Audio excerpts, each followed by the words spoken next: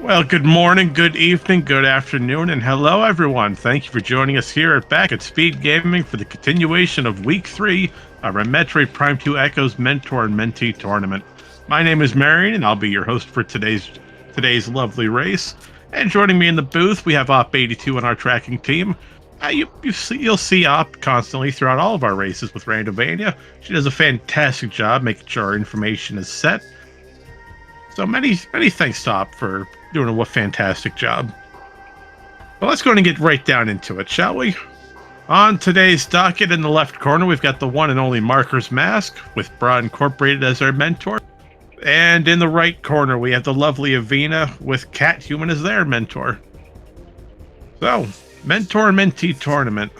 For those just tuning in or unfamiliar with the style, what we do with this format, each runner is in a voice chat with a mentor, usually a more senior member of the community, and they're helping them learn various tricks, logic chains, skills, etc., to prepare for the final race in a few weeks. But with that being said, we're running standard settings, so we will always be starting in the main energy controller here at our wonderful friend Umos. And thankfully, for a little bit of quality of life, we will start with a Violet Translator. This gets us immediately into Temple Grounds, and the Great Temple hint right here, which tells us that Quadraxis has an energy tank already. Well, we know Quadraxis is half dead. We are not going to do that boss fight just for some energy. But the first things first, we're going to head down this elevator and head right into Temple Sanctuary. We're going to say hello to the little dark splinters and then fight Albert the Alpha Splinter. Hopefully, Albert has something good for us today. Early on, runners are going to be hoping to get some sort of missile drops, space jump, morph ball bombs, or power bombs. Any of those combinations will open up some further checks and allow us to get a lot of early game progression. But right now, both runners will be going for the Alpha Splinter fight, so we got a little bit of downtime. Well, with that being said, we hope everyone's having a fantastic day. We have a beautiful Wednesday evening.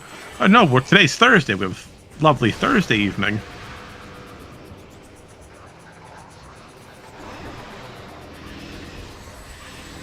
Well, hopefully you're having a great time, just as I am. And here we say hello to Albert the Alpha Splinter. Simple boss, we're just going to fire a bunch of charge beam shots at it. But early game, we're going to try to go push Aegon waste as soon as possible. In order to make Aegon logical, we really want to have some sort of missiles. If not missiles, then we can use some space jumps. And if no space jumps, we could pull off some bomb logic. But let's see what we have here on Albert. We've got some light ammo. Well, that'll be helpful later on. It's always good to have more expansions. You never know when you're going to run out of ammunition. And transport Bravo access. We have what looks to be a sonic boom. And yes, we could go through the left side of Mining Plaza with screw attack for beginner extended. As we enter Temple Grounds for the first time, we're going to take a quick peek here on the left side of our screen for what Temple Assembly Site has. Hopefully this has something useful to us. We're going to peek through the gate. Are we able to take a look at what m4RKERSM4SK sees? Well, we see that it's some sort of small item.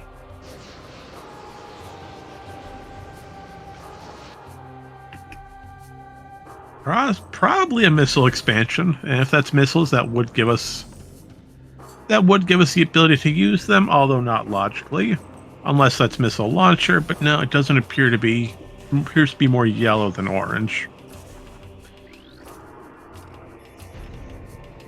All right, now as we move into a cursed lake with industrial site, the cursed lake has a beam related. Now, beam related, that could be super missiles. And if it is, that would be a painful time, as we need Dark Visor and Seekers to get that logically. Oh, and here's our missile launcher right on transport to Aegon elevator. And the Amber Translator can be found in Storage Cavern B. And there's Avvina with a missile expansion, pulling off a fantastic task jump, or temple assembly site jump. And due to those missiles, Avvina picked up their Amber Translator without needing to backtrack. M4RKERSM4SK, on the other hand, due to having missile launcher and getting the hint that Amber is right here off of task, M4RKERSM4SK is going to take a slight detour and go back to get that Amber Translator, which is a fantastic item to have before diving into Aegon. And here we see our second trick of the run. We have what we call ride in the crate.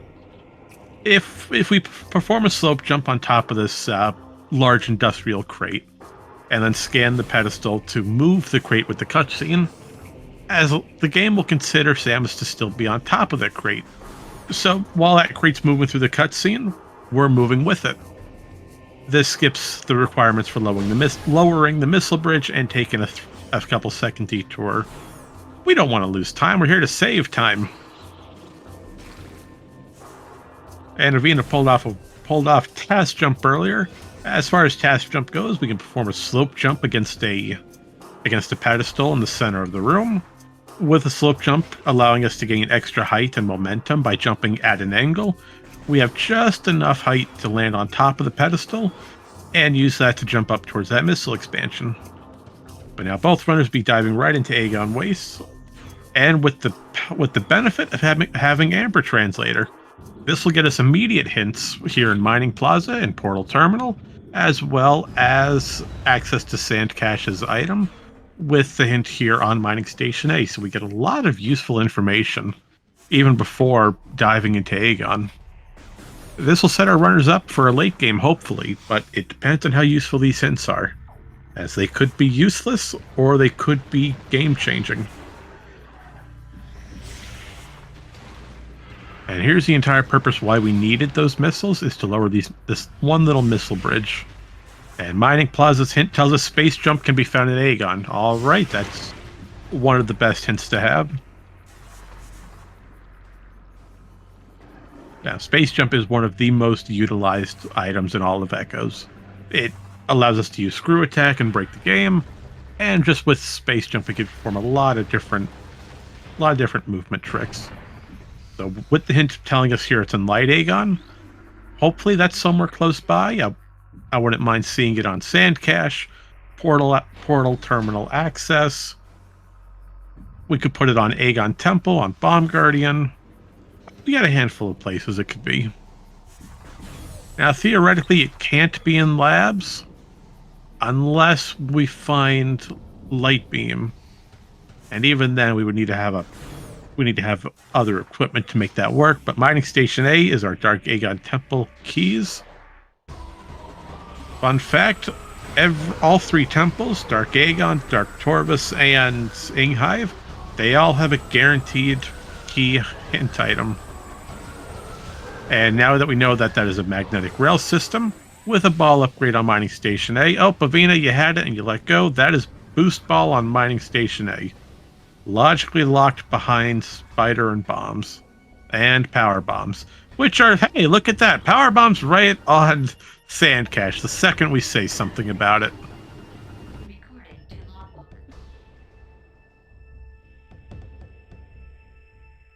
So we have Aegon Waste, Sanctuary Fortress, and Torvus Bog to fight a Morbus. Oh, that's pretty rough having them scattered across all the Light World. But what's not rough is having Light Beam here in Portal Terminal. Now, Light Beam, Power Bombs, oh, that's really pushing towards a backwards lab, Sand Canyon. But we can't do that yet until we have bombs to get through. We really don't want to do backwards labs unless we have bombs. We don't need it, but it would be recommended. And it looks like Avvina's done with the logic here. Due to the fact we don't have bombs, we are not going to progress further through a Portal Terminal. But we're going to take a little detour here for Mining Station access, hiding a missile expansion. And most likely we'll be going towards the left, over towards Bomb Guardian, since we do have missiles to open the door. And furthermore, with that information, we'll have Space Jump being here in Light Aegon. We really want to get as much of the early Light Aegon checks out of the way as possible. As once we find Space Jump, we are going to have a lot more open to us. And that looks like what both runners are doing. They're following the exact same path here. M4RKERSM4SK coming off of mining station access and climbing mining station A to get into Bomb Guardian with the Aegon Temple. Now, as far as Bomb Guardian goes, we do have a quick kill method we can perform. We're going to try, both runners will attempt to get what we call the 2-cycle. So in order to get a 2-cycle, we're going to stun Bomb Guardian. Oh, wait, never mind. We're going to get the 1-cycle and use power bombs. What am I talking about? So we have 2 quick kill methods for Bomb Guardian. And we're going to just lay a power bomb, wait for Bomb Guardian to come attack us. Oh, and Avvina just missed it. But hey, there we go. We got the tail, and we got the head at the same time. There goes Bomb Guardian. So with this little Guardian, as long as we have power bombs, if that worm is in its attacking phase, we can lay it down, and Bomb Guardian gets instantly vaporized. Emerald Translator on Bomb Guardian, interesting. So it's really sort of hinting towards some Torvus plays. I could open up Underground Tunnel, but we need Boost Ball and Seekers for that to be logical.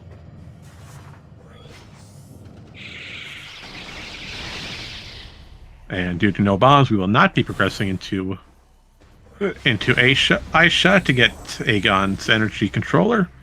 Unfortunately, that's all these runners can do here in Aegon. We don't have bombs. We don't have space jump. We don't have screw attack.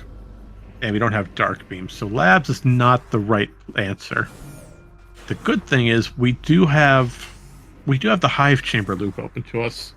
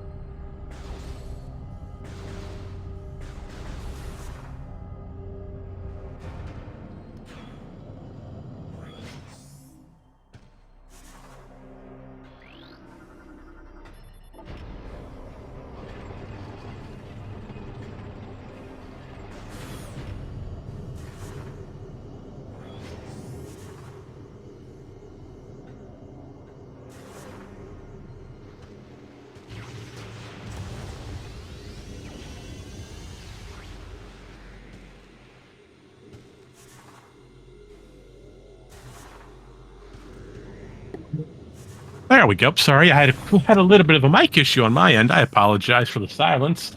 So let's jump right back into it, shall we? So as stated, we're done here in Aegon. So we're going to go for one of 2 options. Either one, we're going to skip the hive chamber loop and go right for GFMC compound, as that logically is open to us due to new patcher. Otherwise, we could go for the hive chamber loop, which Avvina is currently doing here on the right side of your screen. And that's a spider ball. Okay, so that's one step closer to us getting boost ball. So spider ball on DMT. And M4RKERSM4SK, well, Markers was probably going to get that before going to Aegon, but after doing the GFMC loop.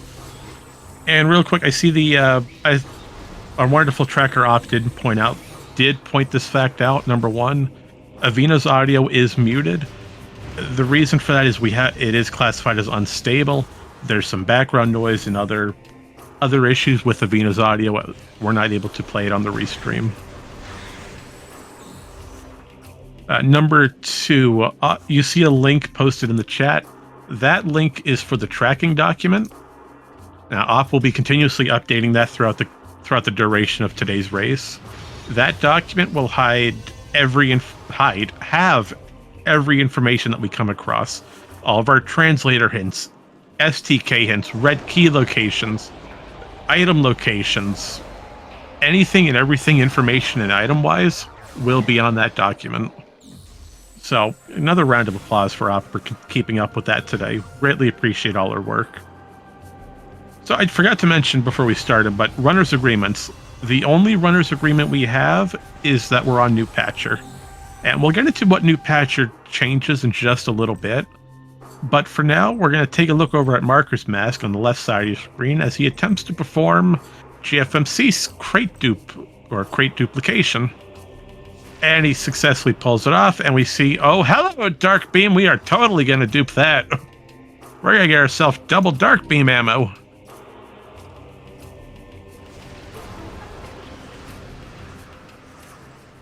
With a Dark Visor on Transport A's save station. Oh, that's interesting.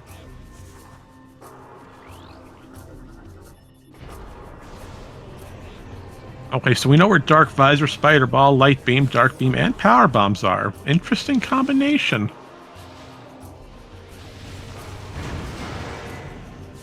And now Jeff is going to go and try to scan this violet hint, not violent. All of these hints can be pretty brutal at times. And this hint will tell us that the keys to Dark Torvus Temple are in Dark Torvus, Sanctuary, and Light Torvus. Okay, so not a terrible location if Chick is required. Granted, we still don't have access to get boost balls, so we can't dive into Sank entrance quite yet. Spider Ball, though, we do have access to Junction Site once we find main bombs. And Power Bombs allowed us to get Dynamo Chamber. Unfortunately, nothing important there. Are we missing anything for Sank entrance? Yes, we are. Currently, we don't need Morph Ball bombs, although that would be highly recommended. We are really missing Boost Ball to lower the gate into Sank entrance itself from the elevator corridor. Without Boost Ball, we cannot progress through that door, through that chamber. And it looks like both runners will be doing a high five here shortly in Dynamo Chamber. High five in this context, meaning both runners are at the same room at the same time. Unfortunately, we're not able to get Boost Ball quite yet due to the lack of main bombs. Boost Ball is hiding off of Mining Station A. In order to get that, logically speaking, we would need Power Bomb, Spider Ball, and Morph Ball bombs. Although out of logic, we could do a standable terrain which bypasses the Morph Ball bomb requirement. Although we do need Space Jump to make that jump, as it is a little bit too far with a singular jump. But we're going to peek Planet Dark Worship, and I can't tell what's on Planet Dark Worship today. I want to say light ammo, possibly an E-Tank. But that one's always a hard one to peek, unless the item model is extremely large.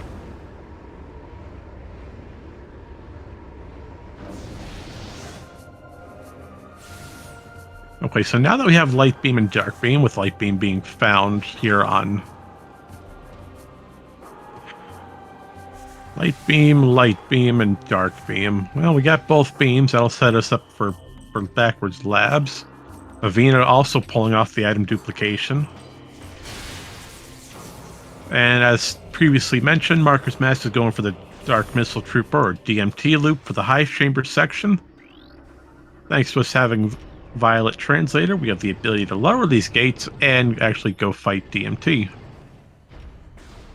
So since we're just retracing each other's steps here, item duplication. What exactly is it? Well, upon first entry of GFMC compound, you'll see this big old golden security crate. Now that crate usually hides your missile launcher.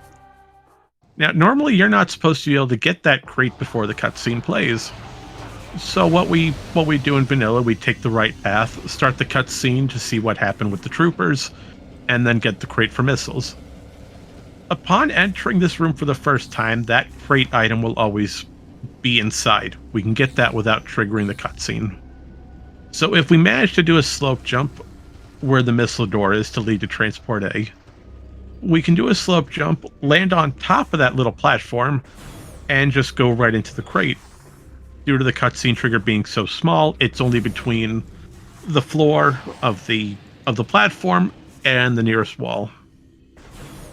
Once the cutscene starts, there's an internal flag for that cutscene where, if cutscene is triggered, the crate must be respawned. Just to ensure that, yes, no matter what happens, you will always get your missiles. So what runners will do is we'll do a slope jump, get the crate item, then trigger the cutscene, which forces the crate to respawn itself and the item inside, and then get the crate again. This is used for any sort of weapon that requires ammunition, so dark ammo, light ammo, dark and light beam themselves, missile launcher, missile expansions, and if you have any progressive items turned on with Randomizer, such as a progressive suit to get dark suit and light suit, or even better, your progressive grapple to get grapple beam and screw attack. So it's real handy if you want to duplicate your progressive items, or have a little bit more ammunition. But with that being said, we are finally done in Temple Grounds. Nothing else we can really do here. So we're going to head right back to Aegon Waste. We're going to try to find those space jump. We really want those air boots. But due to us having Dark Beam, we can take a peek at what Mineshaft has, although granted we can't get that item.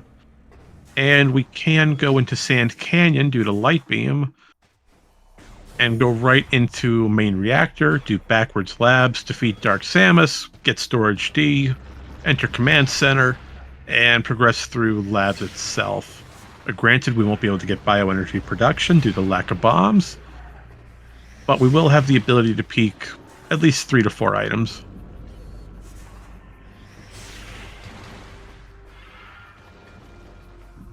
And if we find bombs, that'll just break open this entire game. Now, hopefully, personally, I'd love to see bombs on... Oh, where would I want to put bombs? Let's just put bombs on Command Center. Just having a nice, easy location for these runners today.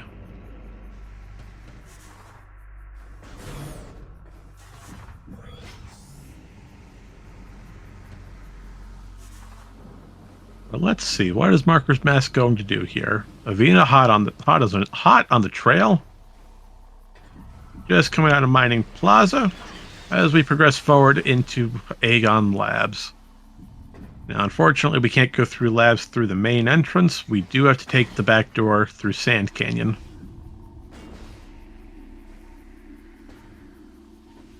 And Marker's Mask just wants to double check what this ball upgrade is.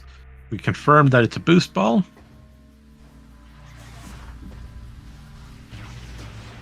And there must be a different method. No, there's not. We still need bombs to get that.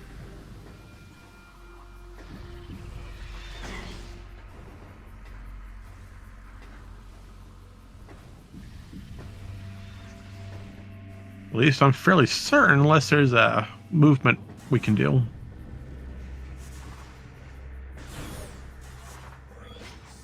Now, Avvina's not able to do anything on that spider track. We'll have to come back for boost ball at another time.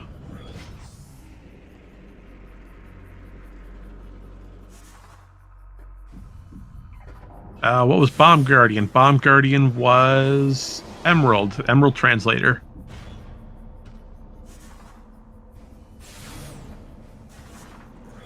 Now, Emerald does open up Transport C access in Great Temple into meeting grounds, although we will need...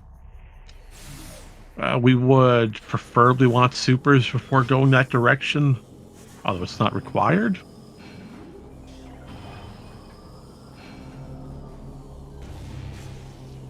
Oh, so it very well could be that Torvus Lagoon has something useful to us. But first, we have Dark Samus. Your first introduction to your doppelganger. And now the fight's over. And side note, the Dark Beam can be found at GFMC compound. Thanks, game. We already found that. But that is a great hint to have. Oh, and just a missile expansion here on Storage D today. So, with Dark Samus, main power bombs and power bombs in general are extremely overpowered. They're called power bombs for a reason. If you manage to get a power bomb into the Dark Samus 1 fight, as Marker's Mask successfully did, Dark Samus takes an immense amount of damage from power bombs. So if we time it right, get enough frames on the power bomb to hit Dark Samus, we can quite simply almost instantly end that fight. And hello there, we've just found our space jump. Space jump on Command Center. That is a wonderful item to have. And due to us having power bombs, we can get this item. Well, we can get it two ways. Either one, we go through Command Center backwards after triggering the lockdown feature, or two, we just go through it normally.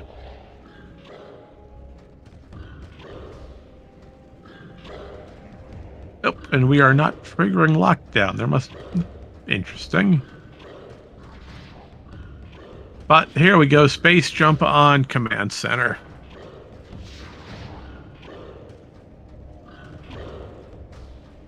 Now, space jump will allow us to get into Torbus Bog easier due to meeting grounds. Or not meeting grounds, but trying to get into Torbus Lagoon and allow us to cross Hall of Eyes without a problem. Or Path of Eyes. Oh, too many names with the similar sounding. But before we leave labs, we're going to take a check over here in storage B. We're going to see what's behind this dark beam door. Bad puns. Come for the bad puns, stay for the gameplay. And this was definitely a worthwhile check. We just located our dark suit.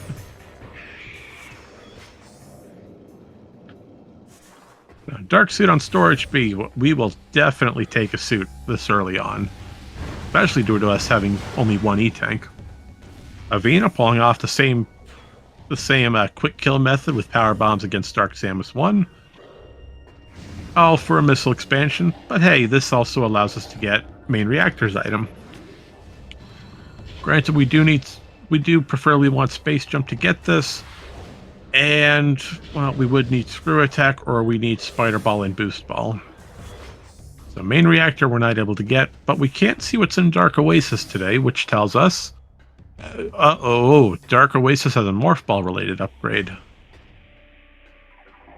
Well, we know that's nothing important. It could be Cannonball, it's possible. So if we need Cannonball, we know where to find it. Or it could be a power bomb expansion.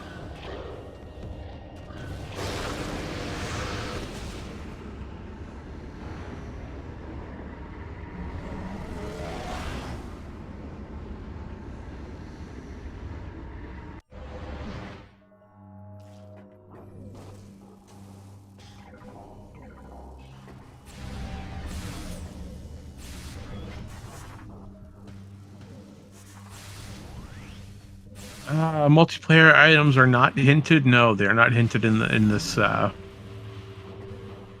format. Although I don't remember. Is Cannonball a multiplayer related? That I'm not sure of. That's a new one for me. So if anyone knows down in chat, that would be a great help. But before we do anything, we're going to go ahead and take a quick peek here at Incash 3 behind the light beam door. Unfortunately, nothing useful for us today. While Avvina enters Command Center and hopefully notices, hey, look, there's your space jump. Don't leave it behind. They'll probably come back and get it after doing storage B. And a Cursed Lake was a beam-related upgrade op. Beam-related.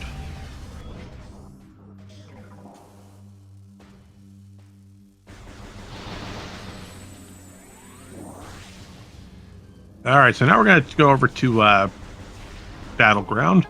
And due to us having that dark visor off of the Transport A access elevator, we can get this Incash, which, well, I can't say what it is. We're facing away from it. But whatever it is, Marker's Mask definitely wants.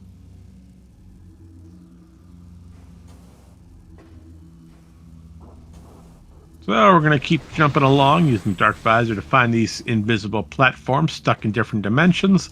and fall when trying to make the last jump.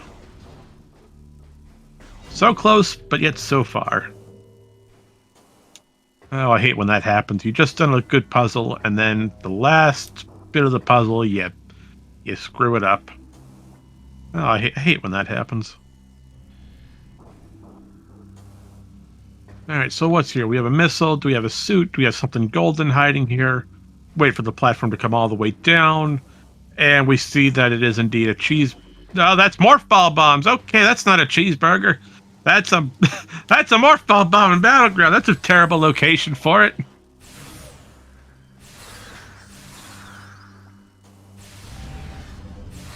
Okay, so that put bombs logically locked behind Dark Visor off of Transport A, which was locked behind main power bombs.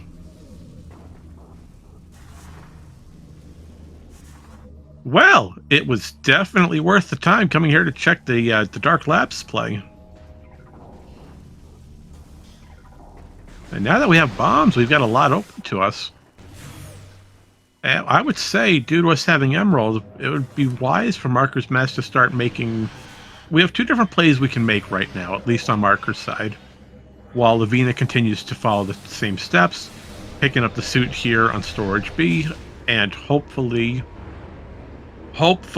checking Dark Aegon with Dark Visor, since now we know where Space Jump is.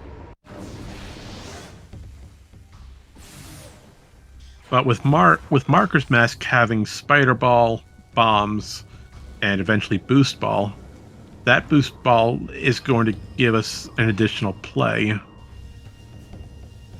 And that would technically open up Hall of the Honored Dead, although we would need to do a skip to get out of it, due to the lack of Seekers.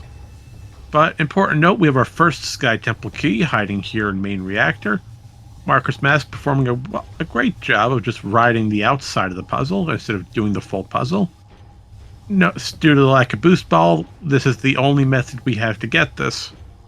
By rolling out, standing on a very small piece of collision, and just carefully jumping across. Which I did not know that was a method until today.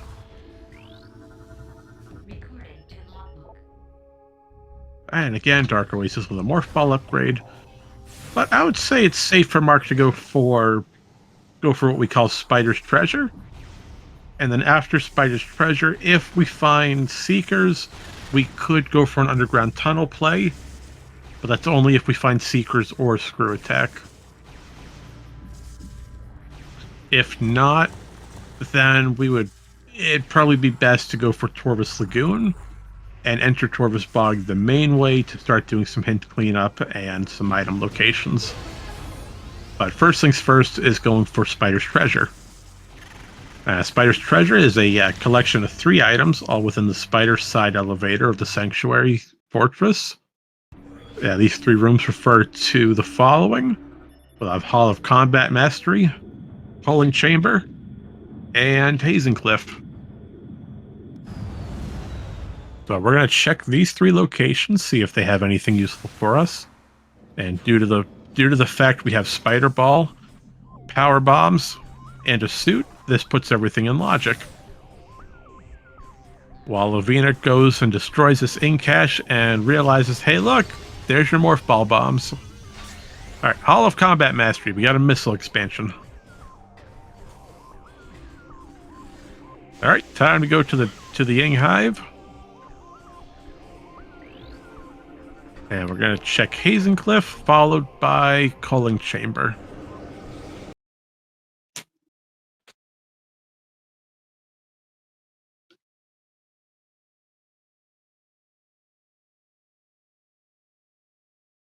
And it appears Marker's Mask, we've just lost the capture card. So bear with us just a few moments. We should have it coming back right now.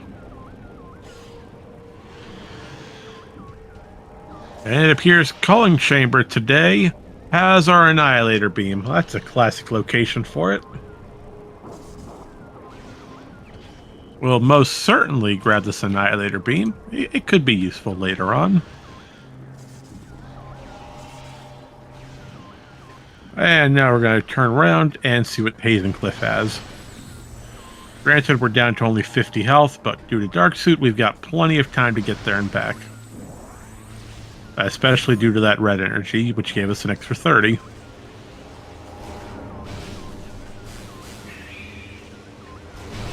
And Hazencliff today has some dark ammo. Not terribly important. We were already riding pretty soft at 100. So, hey, we'll always take more ammunition. Never know what could happen.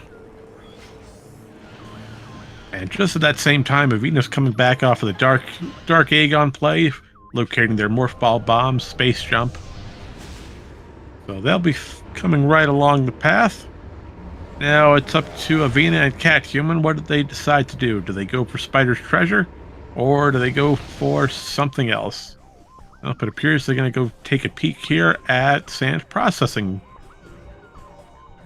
Yep, we're going to see another trick here done. This will be sand processing skip.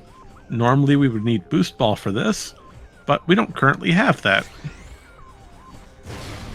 And speaking of Seekers, for the second race in a row, we have Seeker Launcher on Hall of Combat Mastery.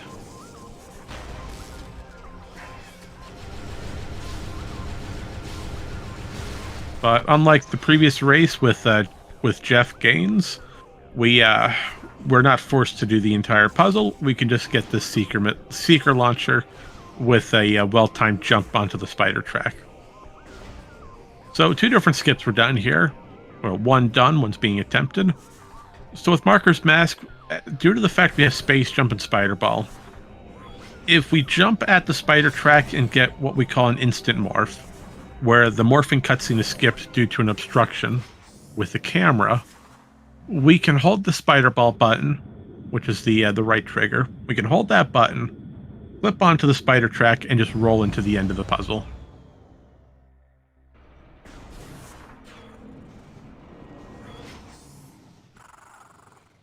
So due to us having Seekers and Boost Ball, and a suit, and Emerald, it's a pretty solid play here that Marker's Mask and Bra Incorporated are going to go right for Torvis off of the elevator here in a portal terminal. Transport center, that's what the room's called. Yeah, so I'd say it's safe to assume once Marker's Mask is done with some light Aegon cleanup, we're going to dive right into Torvis and get some cleanup happening there. Meanwhile, Avvina's having some stream freezes here and there. But what they're essentially attempting to do is get the camera locked behind them, perform a triple bomb jump. Now, due to the height of that bomb jump, that allows them to get the instant unmorph. And when an instant unmorph is performed, there's a few frame window where you can input a space jump. But real quick, a charge combo in Forgotten Bridge. Okay, well, Forgotten Bridge, we can access without supers, so that very well could be supers on Forgotten Bridge.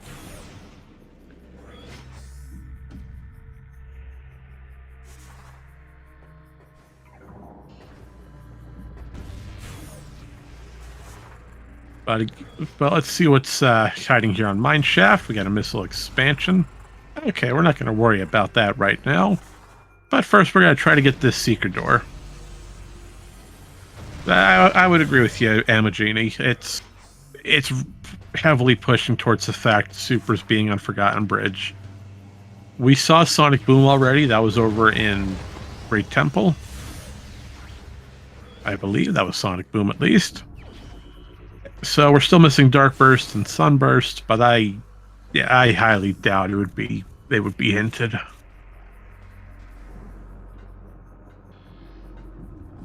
Alright, so Mark wants to get this Amber Hint here on Mining Station B, which tells us your friend roster is currently empty. Well, that's the first joke hint of the run. And that's not even an accurate joke hint. Marker's Mask friend roster isn't empty. We've got a lot of friends, everyone here from SpeedGaming to the Randomizer community and the Metroid communities to everyone out there. We're all friends.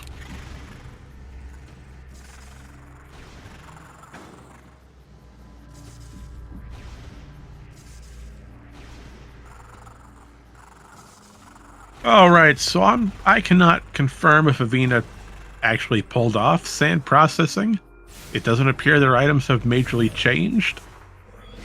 So either sand processing was done successfully, or they're just deciding to move on into bioenergy.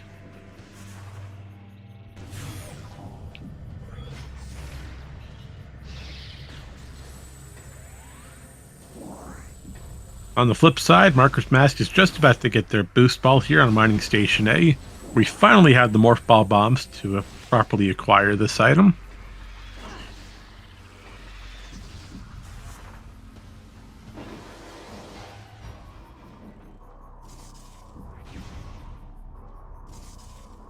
Oh, that's something major over on bioenergy production with Avvina. Looks like coming this way paid off. That could be a suit. That could be screw attack. I'm having a hard time telling from the still photograph. And Marker's Masks. Nope, there we go.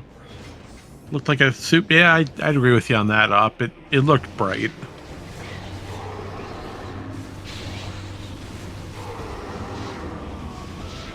So that could pay off for Amagini doing bioenergy as different race.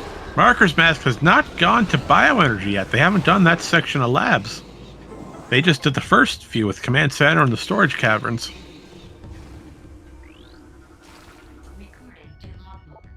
But Portal Terminal's hint tells us Dark Beam can be found in Compound. Thank you, game. We already got that.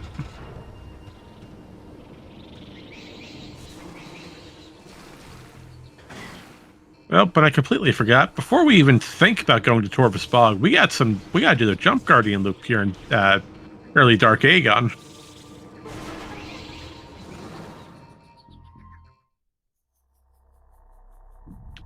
So, neat little skip here by Marker's Mask. We only destroyed one sand block, and this puzzle is complete. Portal Terminal's sand blocks run on on a flag system. I believe it's a flag system. Don't quote me. But yes, that was a confirmed suit in bioenergy. That means a light suit is now obtained. Avvina has a slight advantage on suits, although hopefully Marker's Mask gets a hint for light suit. As if not, they'll be isolating it, and we better hope light suit's not hard required.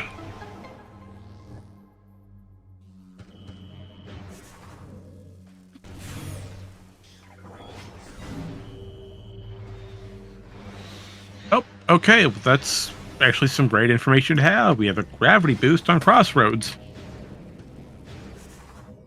And it looks like Jeff's going right back for it. That's smart. That's a really smart play. You don't know if lower Torvus is required. So because you don't know if any of your water checks are needed, it's always a great idea to have gravity before entering Torvus. That'll just make your entire play through Torvus that much easier.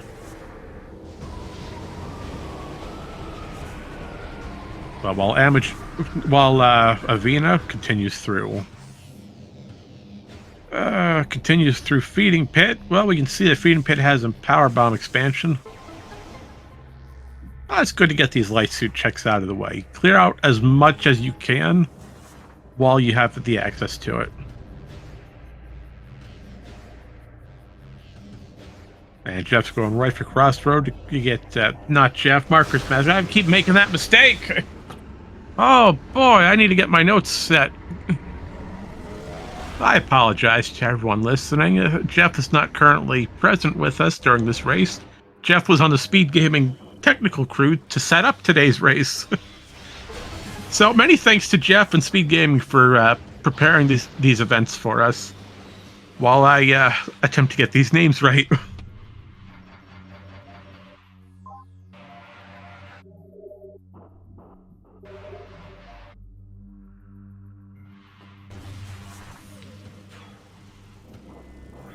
Alright, so Marker's Mask continuing through the Jump Guardian loop here in early Dark Aegon.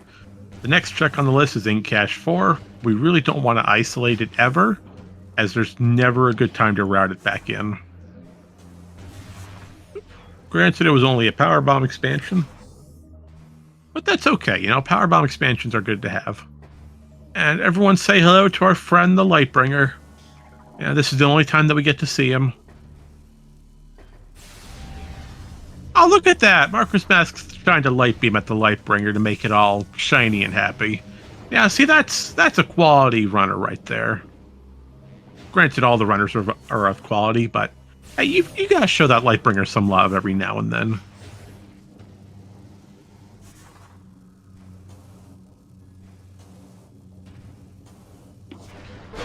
Alright, so Junction Site. Junction Site had absolutely nothing that we're going to go back for. It's just a dark ammo. So now we're going to go for Trial Tunnel, or as we call it, the Broom Closet. As, I mean, it's a small room sitting here on the corner of a big room. It really does resemble a broom closet. And now we're going to go for Jump Guardian Skip, while Avvina heads into Spider's Treasure. Now, since we've explained what Spider's Treasure is before, the combination of 3 rooms, we're going to take our attention back over to Marker's Mask for about 30 shots of light beam against air in front of a statue. So, Jump Guardian. Upon entering Judgment Pit for the first time, Jump Guardian's hitbox will always be spawned in front of the statue. And because of that, as long as we never trigger the cutscene to start the fight, which is the safe zone in the center of the room, we can go up to Jump Guardian's hitbox and shoot whatever we want at it to damage it. And I believe it's roughly 30 light beam shots total, or a heck of a lot of charge shots. And hey, there's our second E-Tank. Alright, we'll definitely take more energy. But as we could damage Jump Guardian's hitbox all the way down to 1 hit point. Thankfully, there's a safety flag on the cutscene itself, where we're unable to fully destroy Jump Guardian from the hitbox itself. The cutscene has to be played for Jump Guardian to be defeated. Which is excellent, as that means we don't delete Jump Guardian's item, and we can actually get it. And this also opens up GFMC's ship item. Speaking of items, Avvina just falling off the Annihilator beam pulling chamber. Now, will they take the risk to go for Hive entrance? They have all the equipment. No, they don't. We don't have screw attack. No screw attack, no Hive entrance. But we do have boost balls, so that pulls Marker's Mask right into a Torvus Bog play.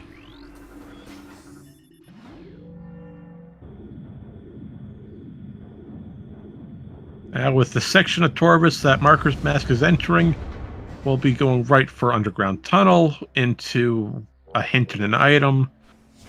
Then we go to Torvus Grove for another item. Meditation Vista we can peek but not obtain. Although we could do an extended dash, which is extremely precise. And that should get us to the charge combo off of Forgotten Bridge, which more than likely is our super missiles, and in turn will allow us to break open the entirety of Torvus and get into lower Torvus. But we're going to have to wait to find out on that as we enter Underground Tunnel to locate a missile expansion. But hold on, there's always progression in Underground Tunnel. Maybe the hint has something. The Cobalt can be found in Watch Station. Now that is useful. We know if Cobalt is required, it is located on Watch Station.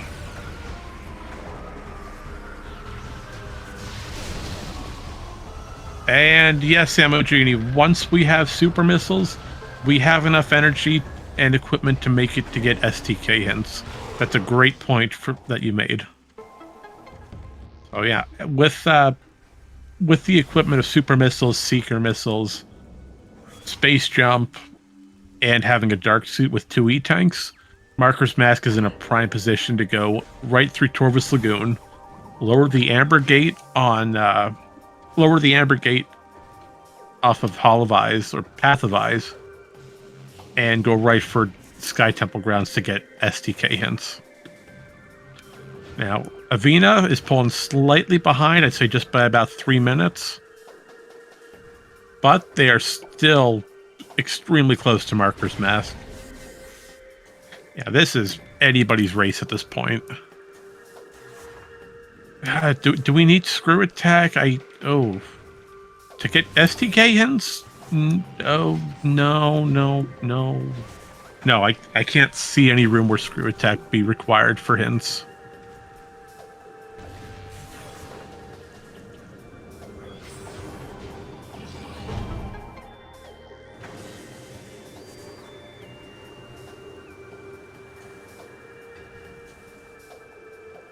And yep, that is a confirmed super on Forgotten Bridge.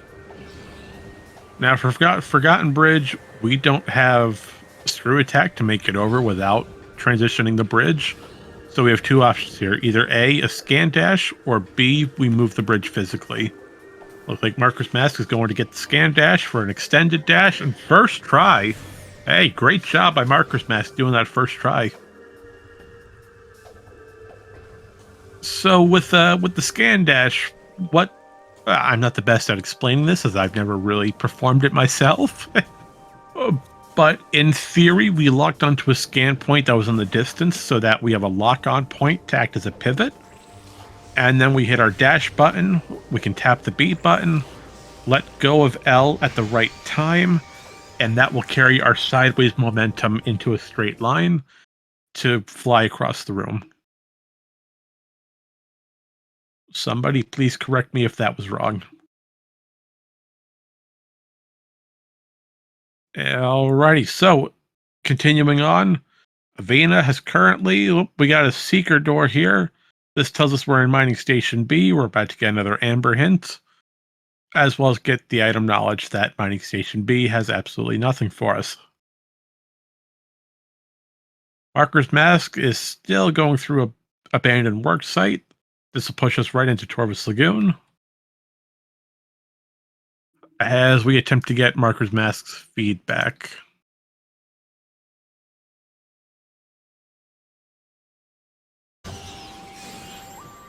There it is.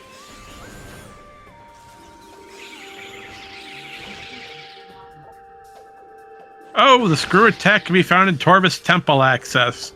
That is one of the best hints he could have possibly have ever gotten.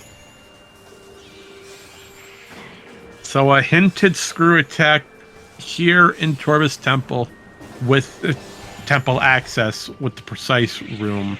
That is a fantastic hint.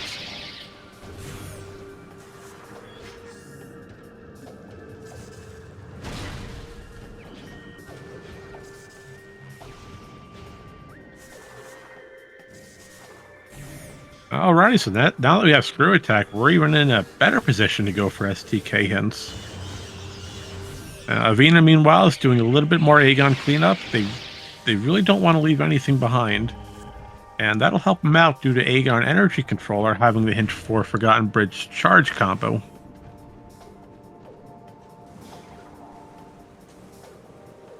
And good thing here, looks like Marker's Mask is going to take a safety save. While we have information that, oh, there's a key on Poison Bug.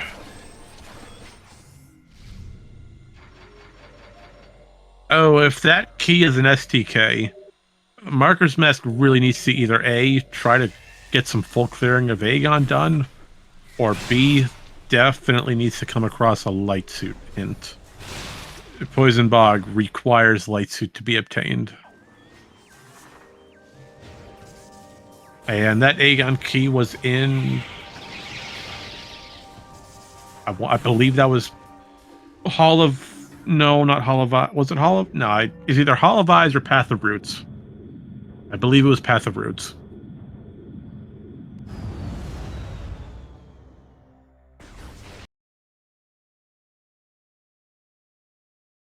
Alright, now it looks like Avvina's entered back into main reactor.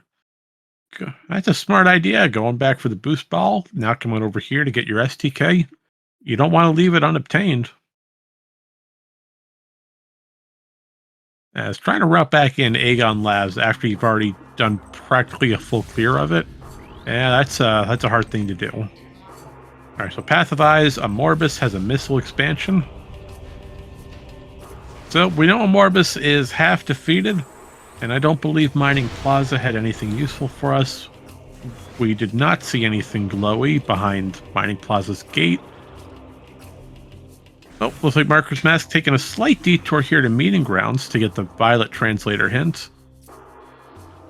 And this hint tells us that, drum roll please, useful hint maybe. The Emerald Translator can be found somewhere that we already got. Thanks, game.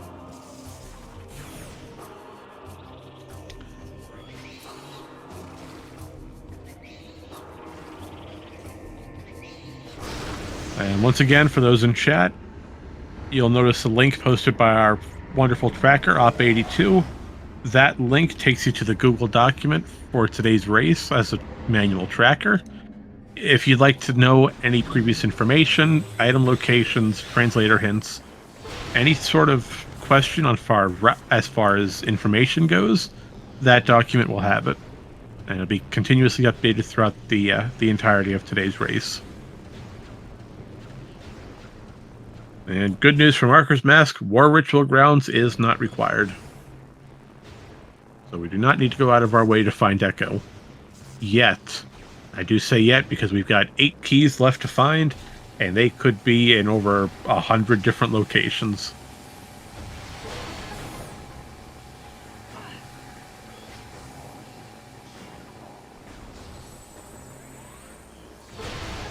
But due to the fact that we have Dark Visor, we can go check Defiled Shrine.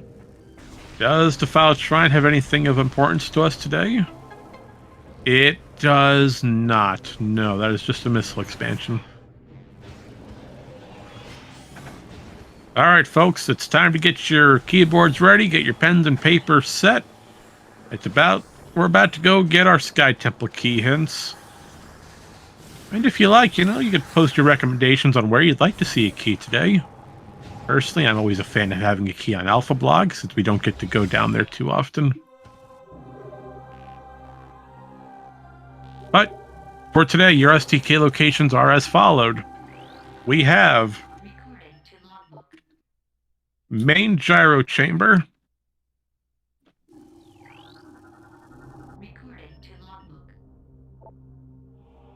Dynamo Works,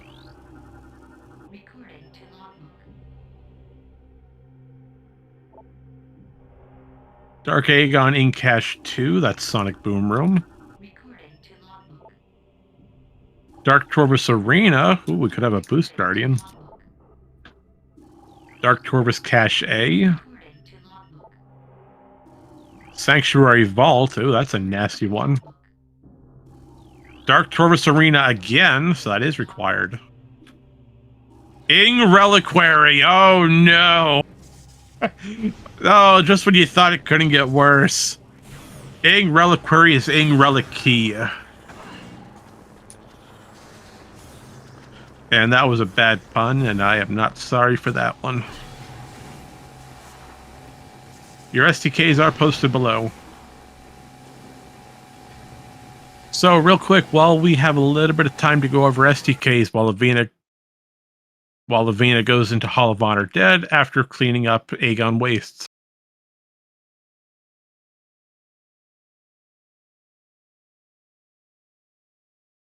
So you saw Marker's Mask take a quick death here. This death was intentional. Mark's last save was in Torvus Lagoon, so he took this death to do a fast warp back to Lagoon. And meanwhile, Avvina looks like they've gone into Meeting Round, possibly took a save warp into Great Temple.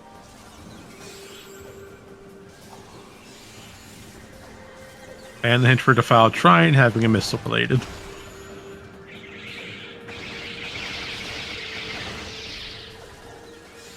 So I see a question being posed in chat by Cloudwrath about what's so bad about Ing Reliquary. Well, I'll say this. There's nothing particularly bad about Ing Reliquary. There's two main fears about it. Number one, Ing Reliquary is hard required light suit, unless you have about 9 energy tanks. You could do Ing Reliquary without light suit, except it is extremely tight on the energy damage logic. And that will never be required in these settings. So light suit is required. The problem with that is that Marker's Mask isolated bioenergy production, which had the second suit. So light suit is on bioenergy. Marker's Mask has no knowledge of that. He isolated the backside of labs. So unless Mark finds a suit hint, it could be last locationed.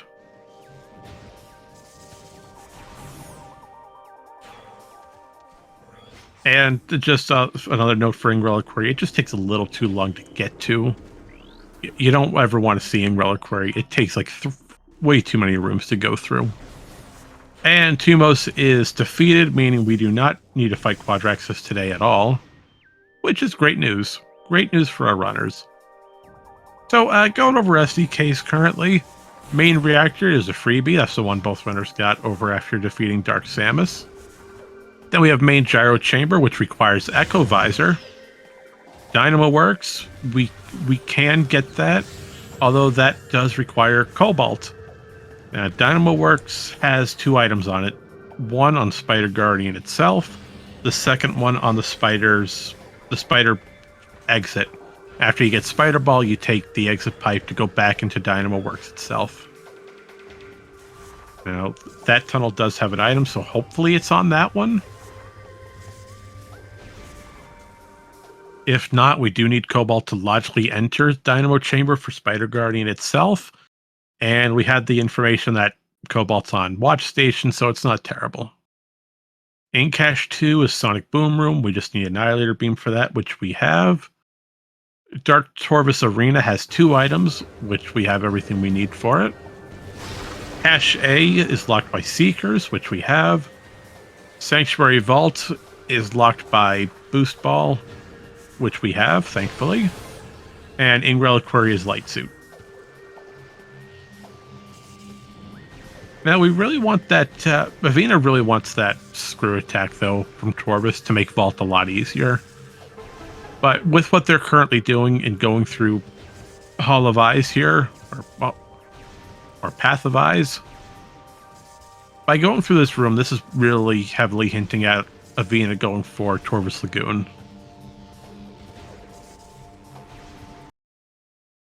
But before we do Torvus Lagoon, nope, we don't have super missiles, so we cannot check.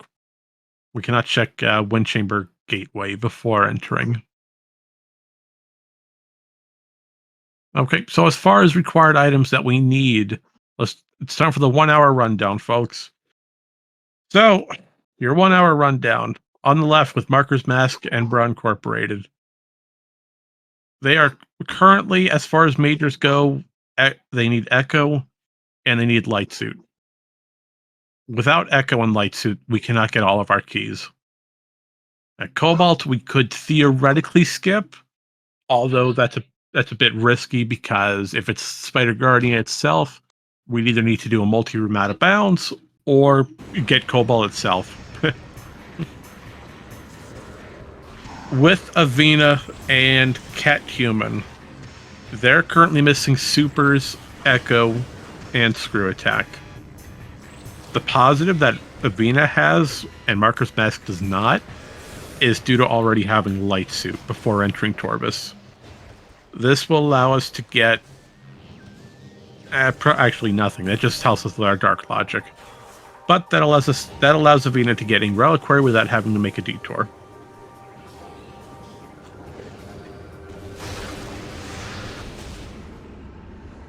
Well, it looks like Marker's Mask just went through Torvus Plaza and Torvus Plaza Access. Neither of those 2 rooms had anything useful today. Oh, and I'm just realizing that Avvina never got gravity boost off of Crossroad. Now this is gonna make the trip a little bit struggle and tedious. Since we don't have gravity to make water movement simple. So we may see some air underwater. Although granted, Lower Torvus is completely, well, I can't say completely deleted. We're still missing a handful of items. We're still missing information on Echo. So until we locate Echo, anywhere is a possibility. And speaking of possibilities, say hello to Boost Guardian, and say goodbye to Boost Guardian. So we mentioned earlier how power bombs could be used against Dark Samus 1 and Bomb Guardian. They also can be used against Boost Guardian to almost instantly vaporize them. Now, Boost Guardian is a little tricky, as Boost Guardian tends to move away from the power bomb's hitbox. So we have to wait for a very specific animation. And usually that animation is just after doing a slash attack and entering the pool for the first time.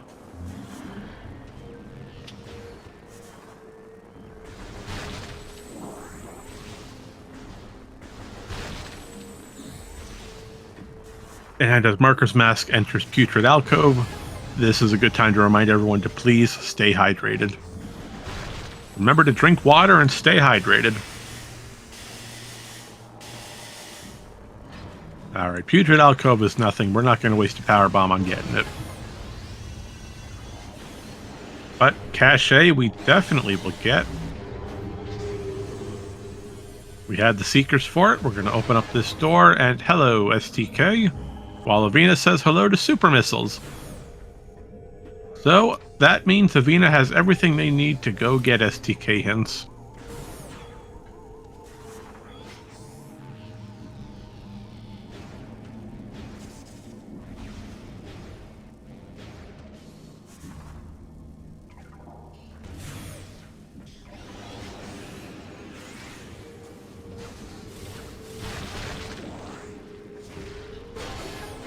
But Marker's Mask taking a quick safety save here off of Dark Torvus. The safety save, we're going to replenish some energy. And we're basically all done here in Torvus. There's not much else that we really need to go for outside of just full clearing to get information on where Echo isn't. Hopefully we find where Echo is. We have no knowledge on it.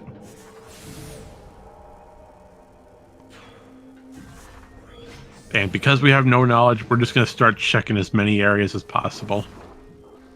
Routing-wise, I do foresee Marker's Mask taking the lower Torvus cleanup, especially due to having gravity boost. And because of that, that could push into a Sanctuary Vault side elevator, and that would route in Vault, Dynamo Works, and Main Gyro Chamber pretty nicely. Thus leaving Ing Reliquary and Ing Cache 2 for last.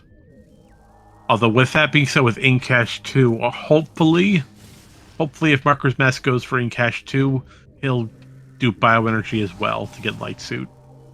Oh, and here we see a major trick being done. Marker's Mask has gone out of bounds. And the reason we've gone out of bounds here is we're trying to do a room warp. We're using this to go all the way from Upper Dark Torvus into Lower Torvus. So what we've done is we've screw attacked and loaded Cache B. And because we've loaded Cache B, Dark Torvus Temple is no longer active. And because that room is no longer active, we can enter Morph Ball, which forces us to fall when we're out of bounds, and use that to warp all the way down to Hydro Dynamo Station's Dark World equivalent. And now all we have to under Temple Shaft, thank you for that hint. And because of that, we can slowly move our way towards Grapple Guardian. And all we have to do is try to clip back in bounds with the tunnel here. As far as out of bounds, I'm not the best person to explain out of bounds, but I'll do my best. In short, every room in Echoes is contained inside a box. When you move outside of that box, you slowly start to rise in what we call the Aether.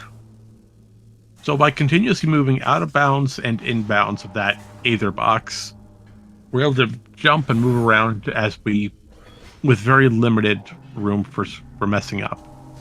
There's not much access we have in out of bounds, and we have to be extremely precise in our jumps as to not get stuck and as to not load a room improperly.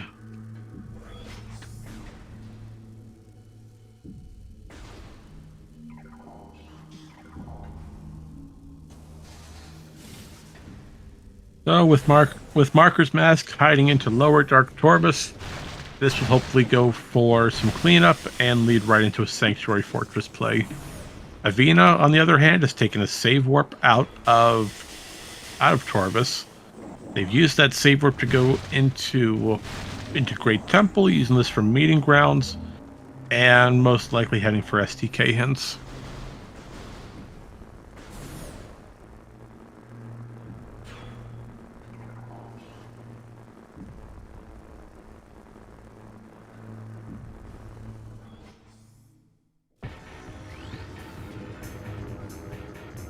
All right, say hello to everybody's favorite, the Grapple Guardian.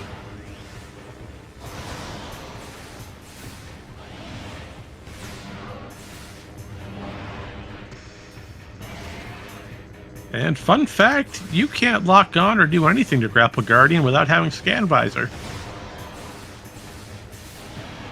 So you better hope you have Scan Visor and not decide to shuffle it with the Randomizer settings.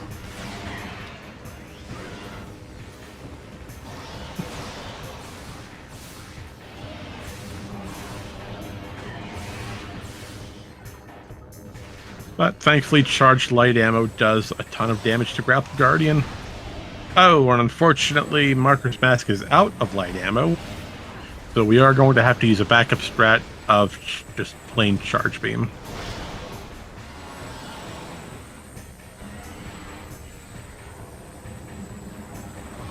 That is a bad time to run out of ammo.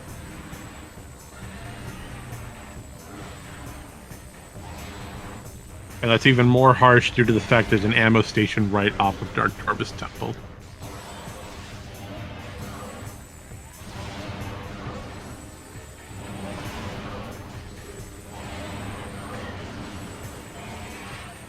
Oh, Grapple Guardian is not being too kind to us today.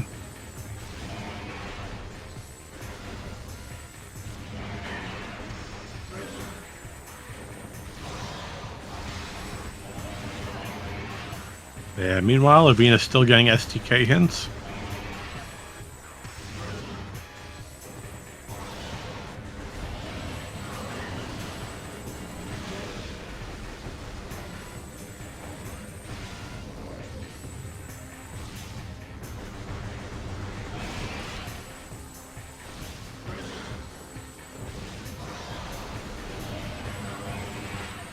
Up, and Grapple Guardian just has a little sliver of health left. One more Charge Beam should do it. There it goes. Grapple Guardian is defeated.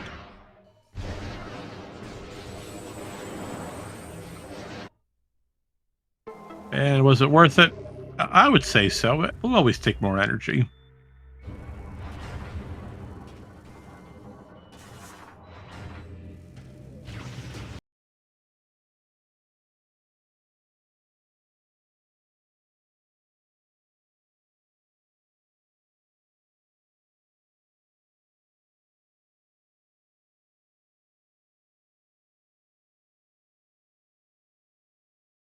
And sadly, we are still trying to find Echo Visor. That's the biggest coup de grace for Marker's Mask. Well, we got something shiny hiding here in Under Transit 1.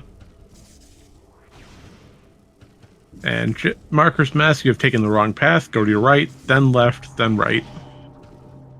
And there's your Grapple Beam. Well, Grapple Beam is not useful to us today, since we already have Screw Attack.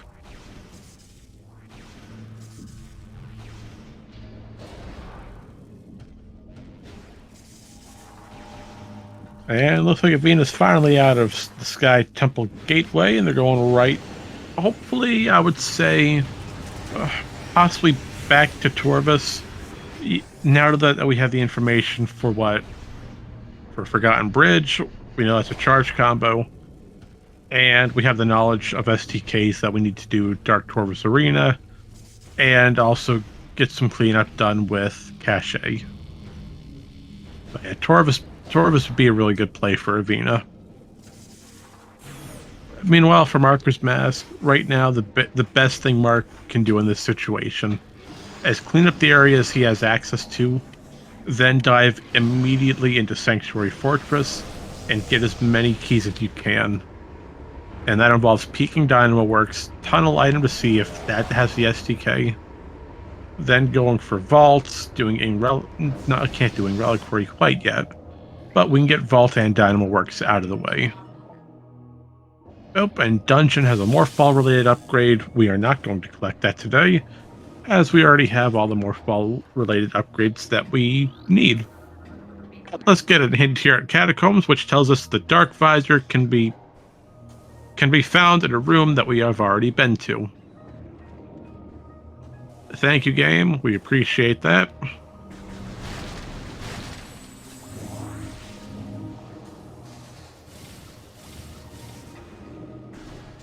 Well, but it looks like Avvina has decided to go for Fortress Temple access today, or FTA. That's a smart play. Looks like they might be going for a Sanctuary play instead of Torvus. It could be saving Torvus for last, and that's not bad. I mean, going into Torvus, we know Torvus doesn't have anything important item-wise due to Marker's Mask's journey. So theoretically, diving into Sanctuary now could be a benefit for Avvina. They could stumble upon Echo Visor just hiding here in Sanctuary.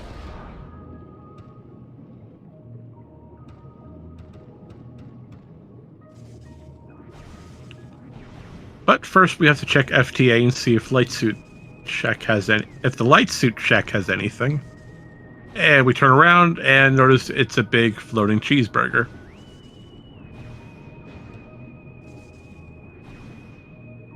And well, that's pretty interesting. Yet Avvina got shot back into the beam of light, and took the warp again. And that, my friends, is what we call a tactical retreat.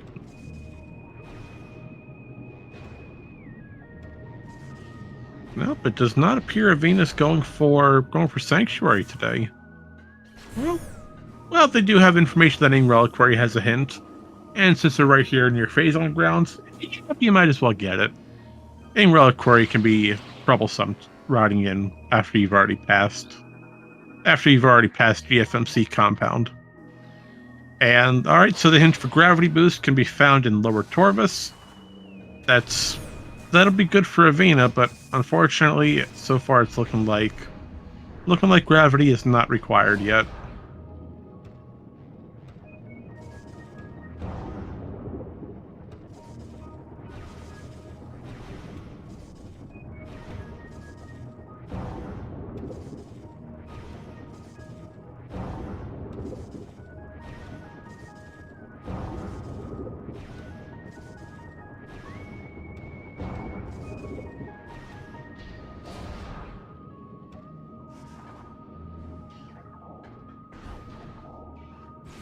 Alright, there's Phazon grounds, so being a screw attacking right over to get another E-tank. There's always more room for an E-tank. Meanwhile, Marker's Mask has finished their Lower Torvus loop for now. We got one more hint on Training Chamber, which tells us, "May the light of Aether shine upon you."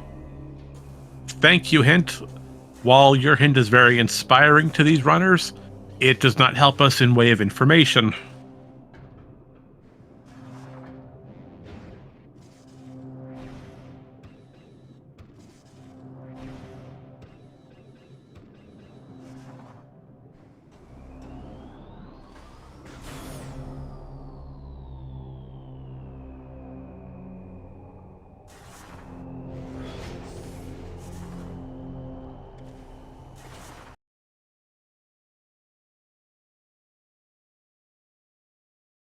It looks like Avvina is just about to enter in Reliquary to get that out of one of the most out of the way SDKs possible.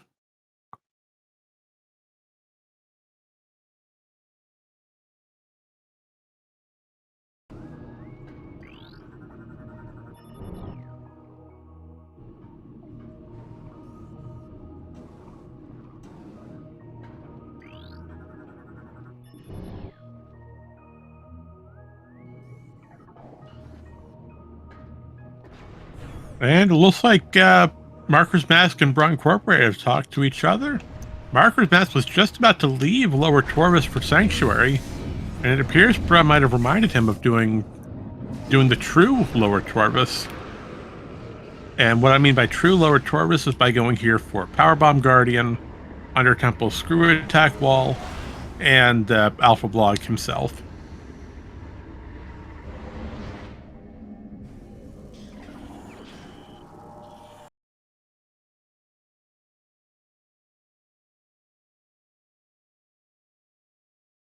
Now, granted, if we do see a Powerbomb Guardian fight, which we most likely will, it's not the worst thing that could be done. Powerbomb Guardian isn't a hard fight.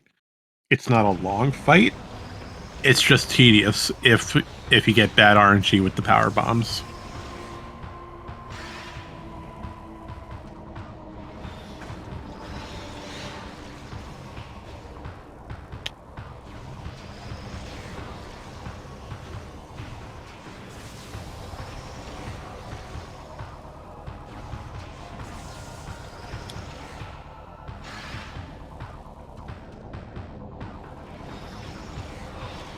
So far, Marker's Mask doing a fantastic job of defeating Powerbomb Guardian.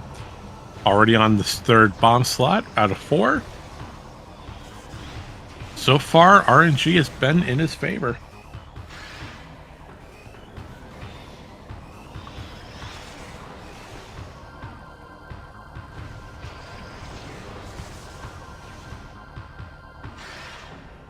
Alright, Powerbomb Guardian's defeated. Was this fight worth it? Is the Echo Visor all this time hiding here in lower Torvis? Although, granted, Marker's Mask is also looking for a suit, so that's an additional item that he could be looking for. Nope, that's just another E-Tank. But hey, maybe the Screw Attack Ball has something. And as we climb up this wall, we locate that we have a dark ammo expansion.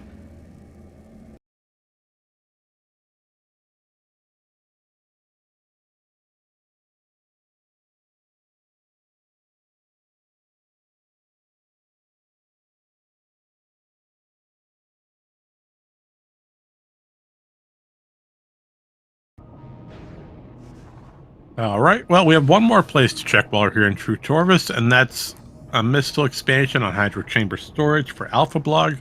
We are not going to get that, as we don't want to trigger Alpha Blog's fight. So now we're going to leave this room. So by doing a bomb jump into an instant unmorph, that gets us an extra little bit of height that we can use for gravity boost. And because of that extra height, we have just enough space to make it to the top platform and leave Hydro Chamber without needing to fight Alpha Blog. But fun fact, Alpha Blog is actually spawned in on that little, as you go down the tunnel itself. Alpha Blog's just sitting right there hanging out. And yep, Op is right. You can there's a small piece of standable terrain on the center column of that Hydro Chamber room. So you could quite literally just walk up to it, gravity boost up to the top, stand at the top, and gravity boost over to the door. Thank you for reminding me of that one, Op. I forgot about it.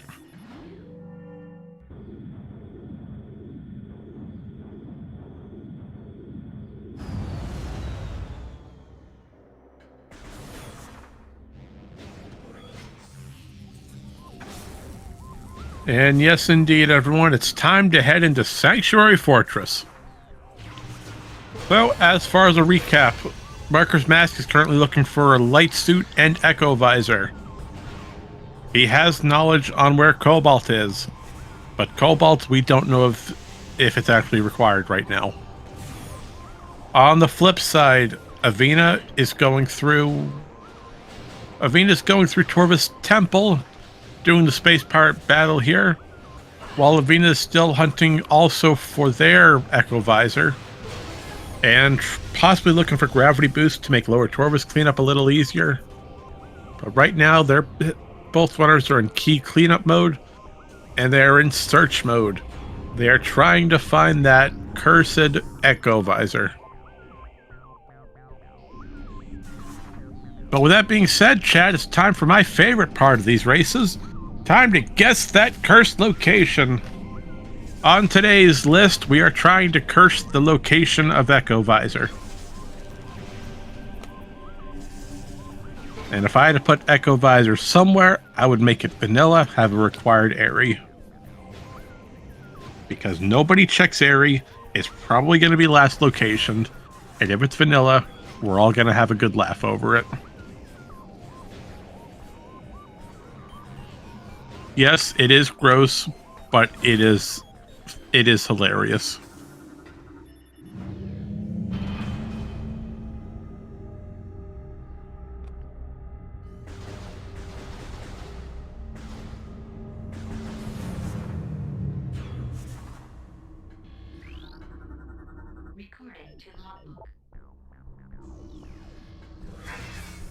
All right, and we have knowledge that Hive Dynamo has a missile related, so we're not going to get that. And some good news from M4RKERSM4SK and Bra Incorporated. DynamoWorks SDK item is the one on the tunnel, not the actual boss fight itself. So the reason I say that's good news is that there's a very precise slope jump into an instant unmorph. So there's a very precise trick that can be done in DynamoWorks to get into that tunnel through the exit. And if we do that, we can quite literally just roll into the item, pick it up, and be on our way.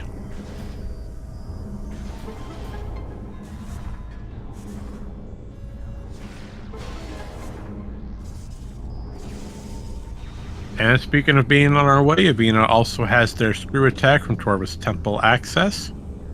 Continuing through Grove and underground tunnel, grabbing the information that is currently not useful to us.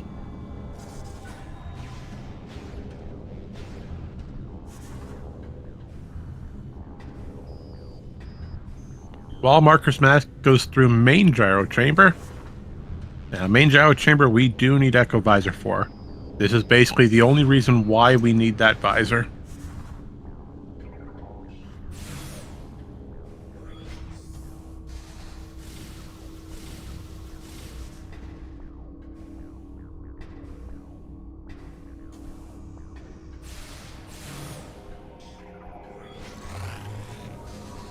But it is a good idea that while we're here in Watch Station, that M4RKERSM4SK does pick up Cobalt. Now, while we don't need it for Spider Guardian, it's a good idea to get it so that we start getting Cobalt hints. And hopefully one of these hints gives us information on where Echo Visor is.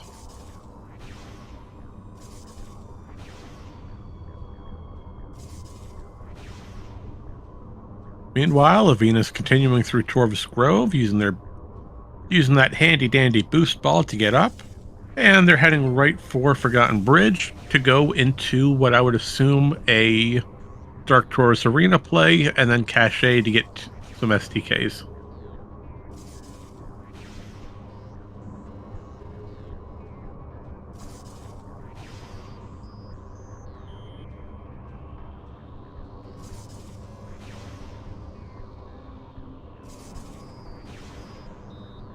All right, time for the Cobalt. And hey, maybe Watch Station's item, or not the item, but the hint, is actually useful. We're going to find out.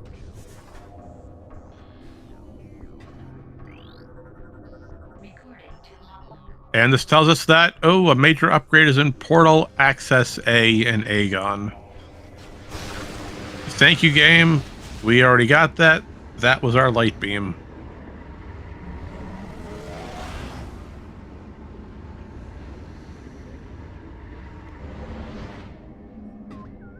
Alright, so let's go ahead and take a dive into Inghive. Maybe Aerial Training Site has something. Unfortunately, not today.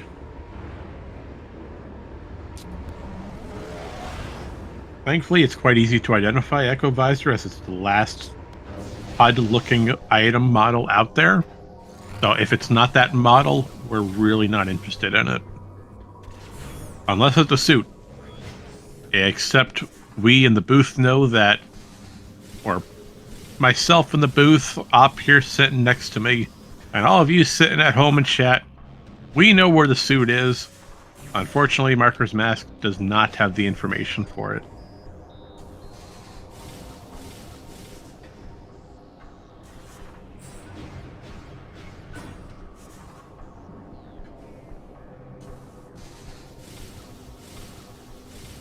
And once again, as you can see in chat, our wonderful Op82 on the tracking team has posted a link to a Google document.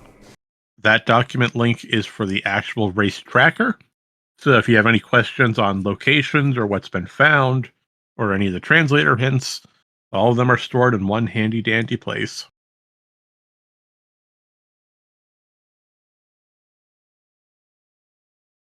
So while Marker's Mask attempts to do vaults, Avvina is continuing through Torvis Plaza, trying to get Plaza Skip, it looks like. They got a boost over to the left, but they're not getting the right height. They're a little too low. And it doesn't help that that Sporb is getting in the way.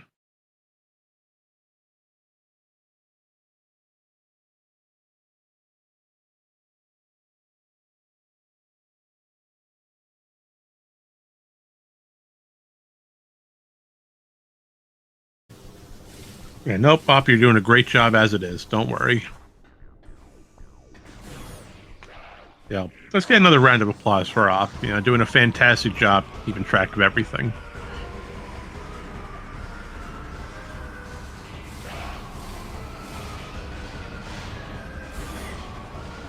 All right, let's go on ahead into Cat West. Maybe this morph ball elevator has what we're looking for today, huh? And it does not. It is a missile expansion. All right, at this point, I'm really starting to get worried that it is on Airy. We're running out of locations to check. Okay, well, we know it's not on Chica. That's good. We know Chica only has an E-tank.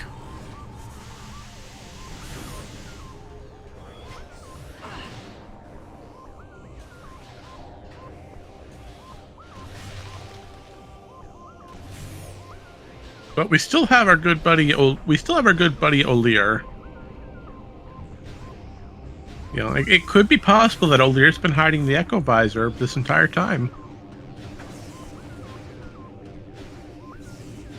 And fun little fact: if you're playing Randomizer and have random locations,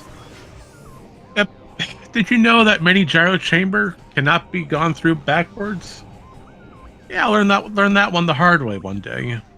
You can't just roll through that mini gyro while it's still spinning. It just clips you out of bounds. Hall of Combat Mastery. We got a Cobalt hint here telling us that the Hive Temple keys are in places we really don't care about because we have everything we need to skip them. The Hive Temple gate is one of the most lowest gates out there, as it can be skipped in quite literally like 3 to 4 different ways.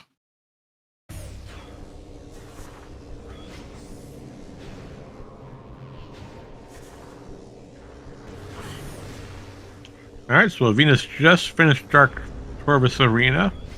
They've completed the Boost Guardian fight and gotten both SDKs. While Mark is over to Main Gyro Chambers Cobalt. Hello, we've got information that a visor is in Sanctuary Fortress.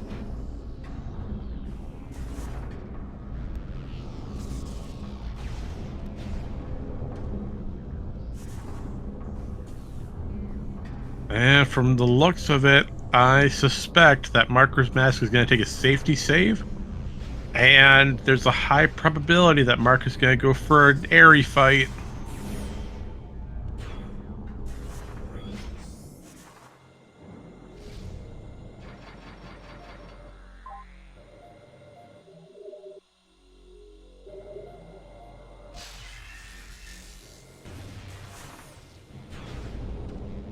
Oh no, that's a bad location, chat.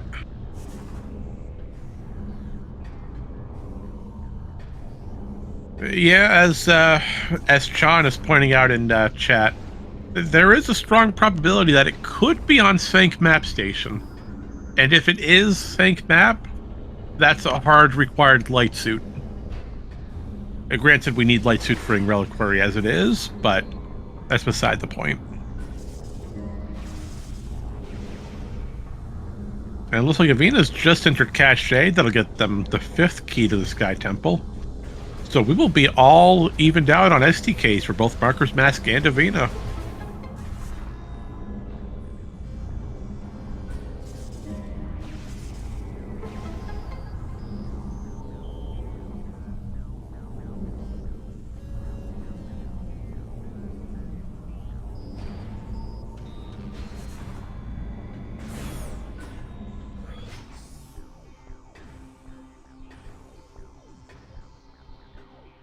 Oh, Marker's Mask taking some time to peek here in Sank Temple access. It appears to be something useful here. Although probably not, we just did that to destroy the quad. As that cannot be Echo Visor. As Echo Visor is required to get the temple access item.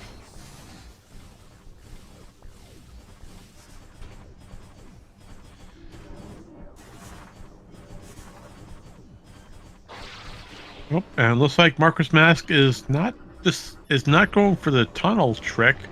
We're going to see the entire Spider Guardian fight to get this STK.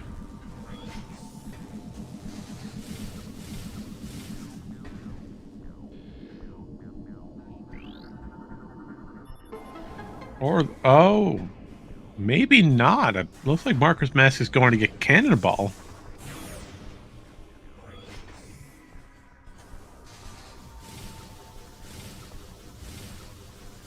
Okay, that's a very interesting theory. Now, I'm suspecting that Marker's Mask is getting Cannonball here through the out-of-bounds method, and in turn will use that to bypass the light suit requirement of Reliquary. Well, we're about to find out. Sank Energy tells us the Annihilator is an Hive. Thanks, game, we don't need it. And O'Lear gave us nothing. But yeah, Marker's Mask is setting up for an out-of-bounds. And he gets a first try. All right, round of applause for first try out of bounds. And Avvina's about to do the same thing, go out of bounds to go into... Nope, they're not going out of bounds. They're probably just loading and going into Forgotten Bridge. Speaking of loading, here we see Marker's Mask doing what we call a multi-room out of bounds. Now we have multiple rooms that we have to navigate through. Now, what is the purpose that Marker's Mask is doing this for? Well, there's a trick that Marker's Mask is attempting to get, which we call Cannonball.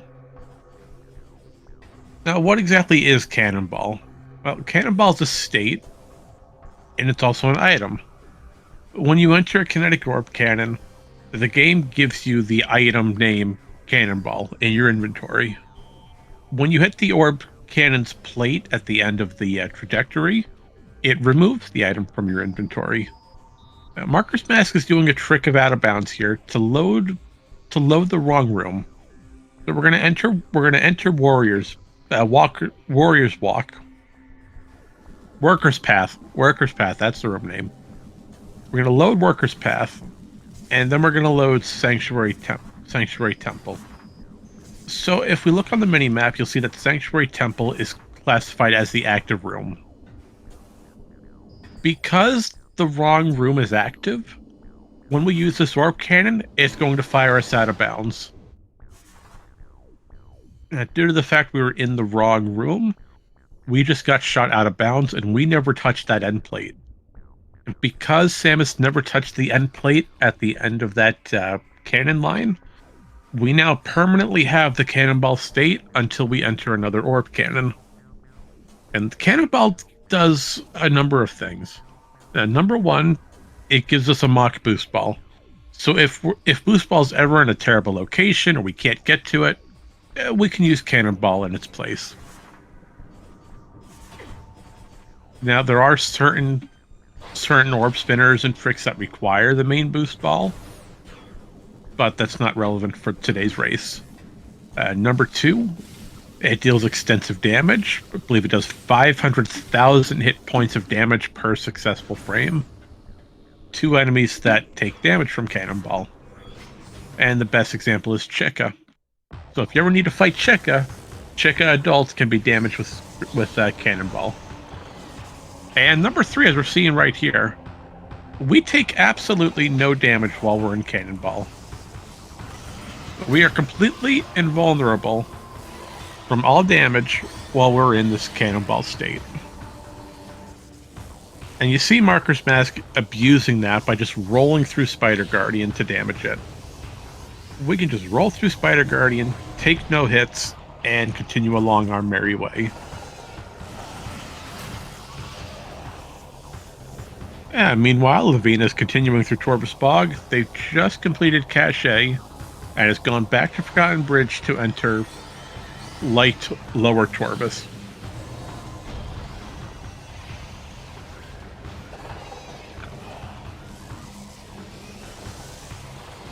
Now, because we're entering lower Torbus, this will get Avvina some emerald hints, as well as set them up for a Sanctuary Vault elevator.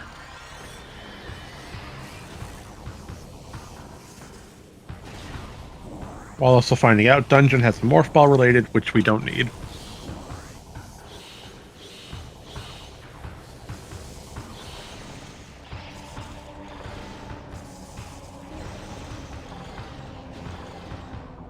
So, also a fun fact. Fun little fact. If you manage to get power bombs into the Spider Guardian fight, if you use a power bomb against Spider Guardian in any of the vanilla copies of Echoes, you will soft lock your game and need to take a reset. For some reason, Spider Guardian can be instantly vaporized by power bombs.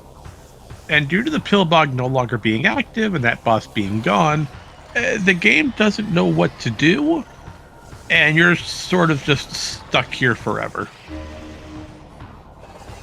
Thankfully, the Randomizer developers put a safety check in where Spider Guardian does not take damage from power bombs.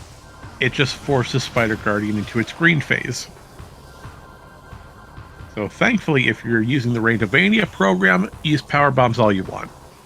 If you're playing the disc or the trilogy version or any other version, power bombs against Spider Guardian will vaporize the boss, and you'll just be soft locked. I thought that was a neat little fact. So let's go ahead and continue on. We've just defeated Spider Guardian on Marker's Mask.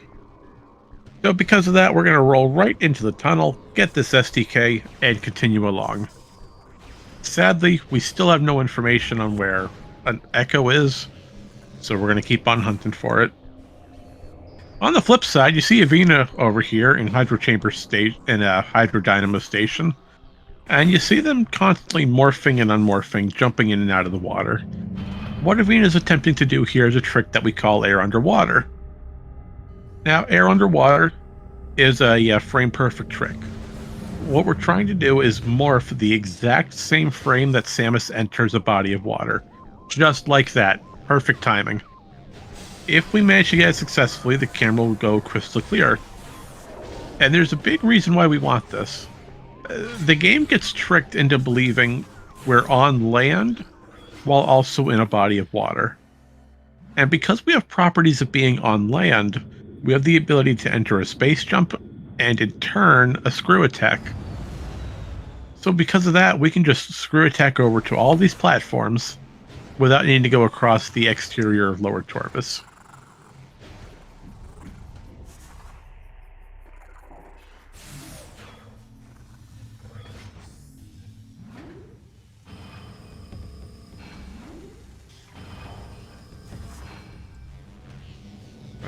Another great use for air underwater is if you ever need anything in Torbus Lagoon. Alright, so important to race development. Marker's Mask has just entered Aegon after coming off of Sanctuary. So Mark just finished a bunch of Sanctuary cleanup. Now Marker's Mask is back here in Dark Aegon to get Ink Cache 2. the Sonic Boom Room. Hopefully, Mark decides to check bioenergy and storage C while here in labs and not isolate them. Because if Mark does isolate these two checks, then we're in for a bad time.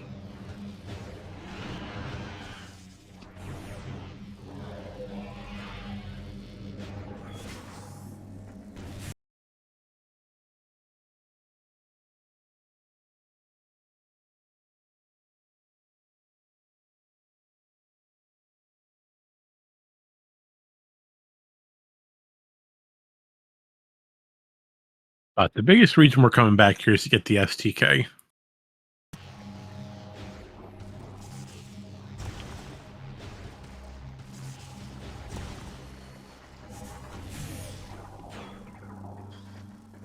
All right, meanwhile, Avvina's going for air underwater again and just got it first try. Nice job on the frame perfect trick.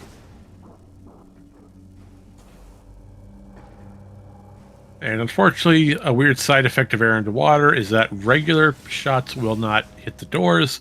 We do need to use a charge shot.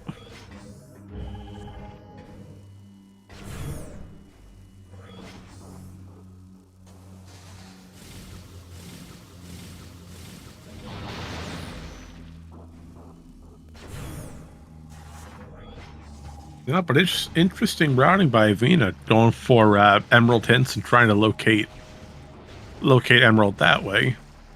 Granted, they're also looking for the gravity boost, which they just got the information is on Dark Aegon. Oh, Mark just took a save. Hopefully this is not a save warp. Please do not let it be a save warp. Mark, do not use that save station. Get away from the save station, Mark. Mark, don't do it. Oh, no, he took the save warp.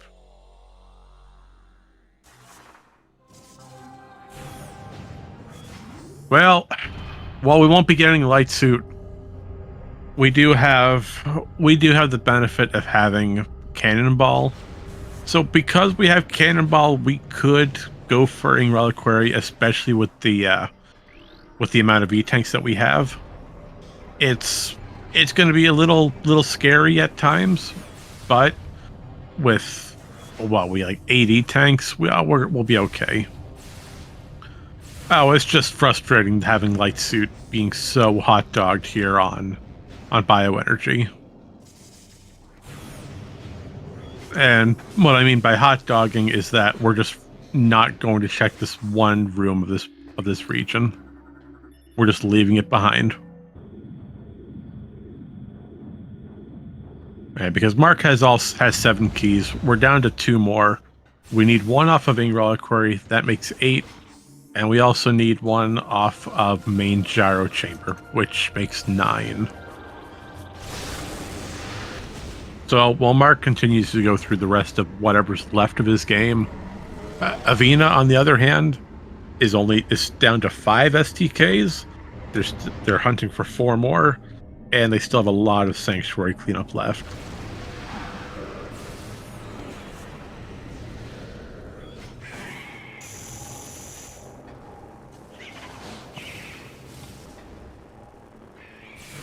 And it looks like Avvina's going for air underwater once again.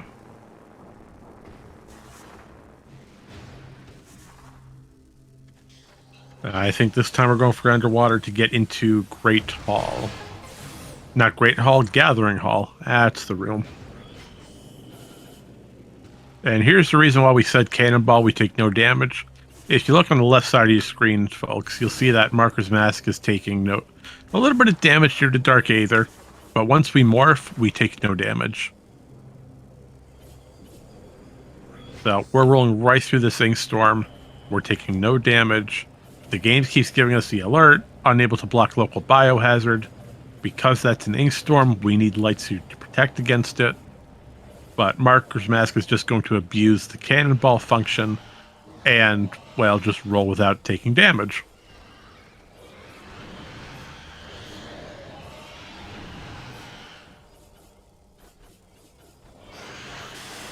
Yeah, Marker's Mask does have to be quick. You can see how fast the Ink Storm eats through E-Tanks.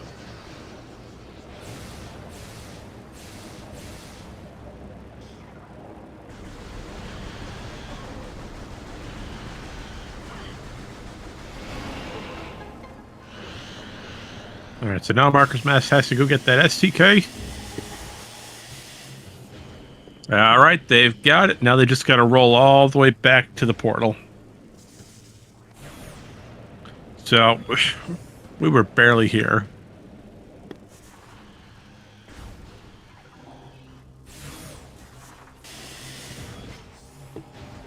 Yeah, barely within these Ink Storms, and yet we're taking 3 E-Tanks worth of damage.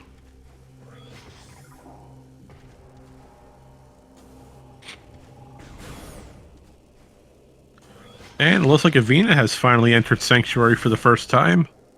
Now, what gets me is that both runners have gone through a majority of their game, and Echo Visor is still not hinted, nor has any relevant information on where it could be. And the reason we need Echo Visor is solely because of main gyro chamber. That one key hard requires it.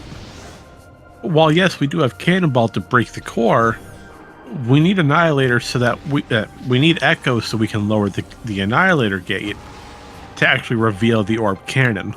That sets an internal flag for the gyro chamber itself saying, well, if the cannon's open, then Cannonball can be used to destroy core. I could be wrong, but I believe there is still a there's still a feature where if you use regular Cannonball against the core, it will delete the core and the item itself. And we don't want to do that. But Cloud is right in chat. We have Sank Entrance left. We've got, let's see, what else do we have? We got Sank Entrance. We have Hive Entrance. We've got Airy. Not many locations Echo could be. And all of them are pretty bad.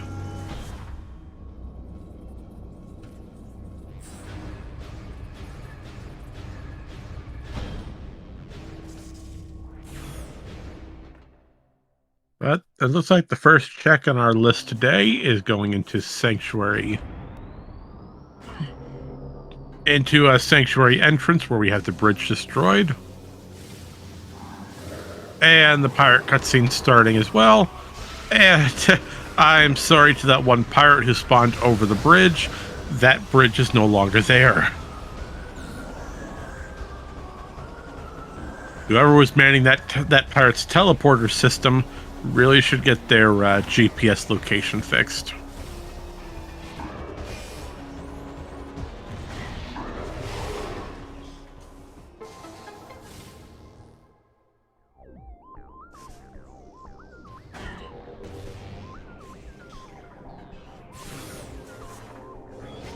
And I believe the reason for this bridge being destroyed is due to Spider Guardian being defeated.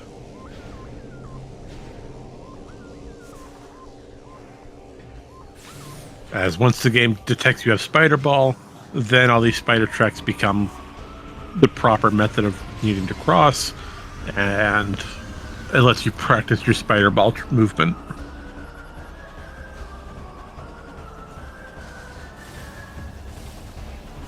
And unfortunately, due to the way Avvina entered Sanctuary, if Echo is here on Sank Entrance, they'll need to go back to Temple Grounds to FTA to access Sank Entrance from the front. But we're about to find out. Is it here? Maybe? It doesn't look like it. Yep, and Jeff just slid right off the broken bridge. That's Marker's Mask, not Jeff. I was on a good roll too, and I just messed that roll up.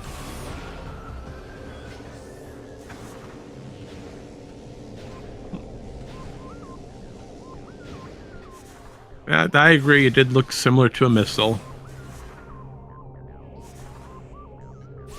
I'd say at this point, just go fight Airy and hope it's there. Yeah, take a safety save, of course, but just get area out of the way. All right, so here we see the trick I was mentioning earlier on Avvina's side, the right screen of your restream here. You see Avvina trying to get into the tunnel backwards. Now, what we're trying to do with catHuman as their coach, we're using this entrance to do a slope jump.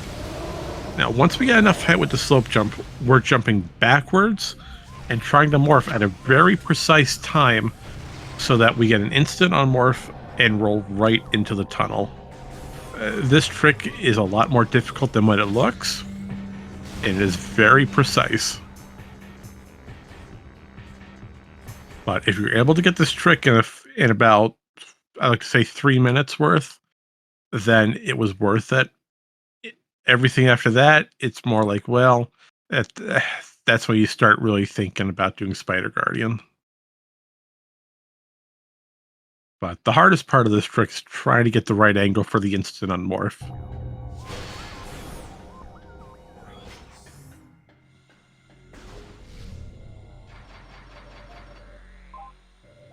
And another thing is, if Echo is on Sank Map Station, if it's on the map station, Marker's Mask has to get Light Suit. Cannonball will not do anything with these beams of light. Now, there is a way around it. There is a dangerous out of bounds that can be done. Welcome back, Amagini. Yes, Marker's Mask is still hunting for Light Suit. What you missed was Marker's Mask doing Ing Reliquary without Light Suit. He utilized the Cannonball's damage feature.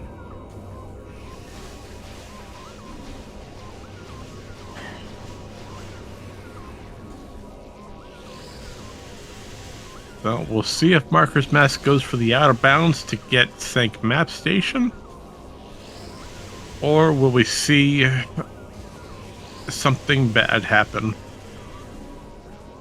Meanwhile, Avvina is still trying to get the instant morph into the tunnel. Now, Amagini, logically speaking, yes. Logically speaking, we needed Light Suit to get Ing Reliquary. Is it hard required? No. Cannonball sort of threw that logic out the window.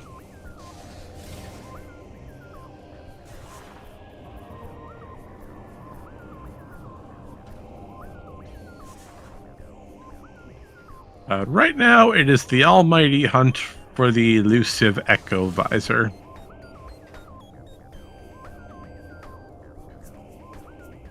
Alright, and here we see an extremely difficult trick.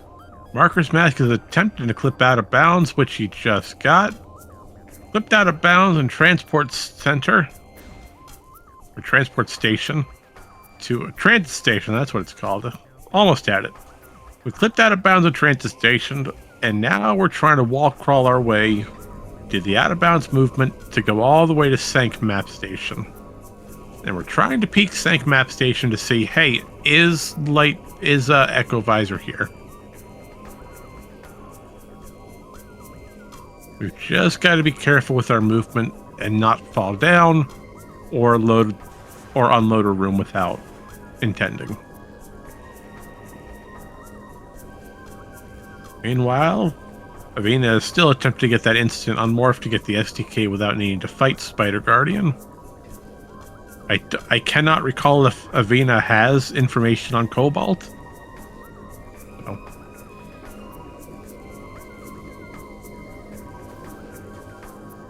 I'm going to stay silent, and we're going to try to wish Marker's Mask the best of luck in this wall crawl.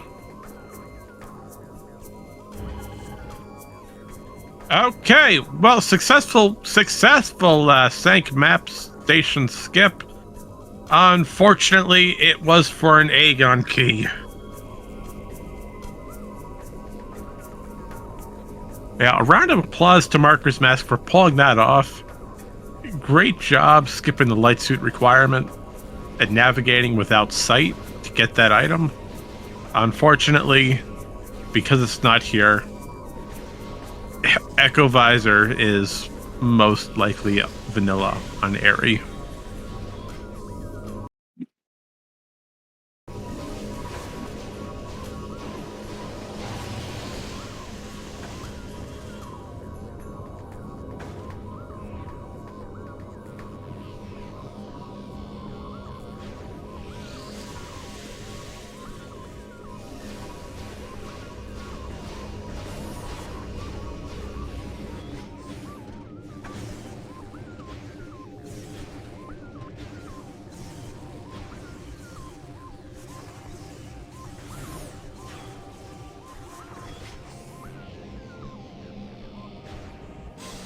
Yeah, we have no use for the Aegon keys, unfortunately. Morbus has been confirmed to be defeated. Chika's defeated. Quadraxis is confirmed to be defeated. And Avvina is doing their best to get this instant morph into the tunnel. They're doing a fantastic job. They're so close to it.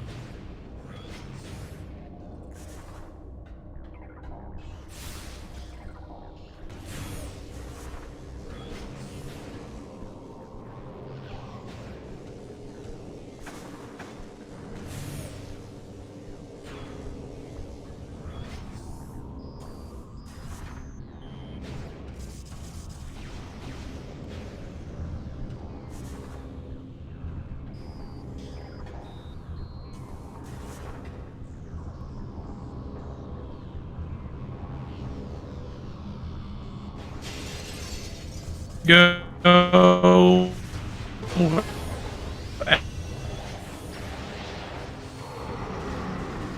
He goes.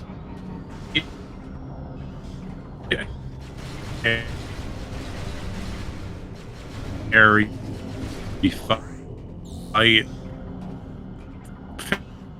Fantastic.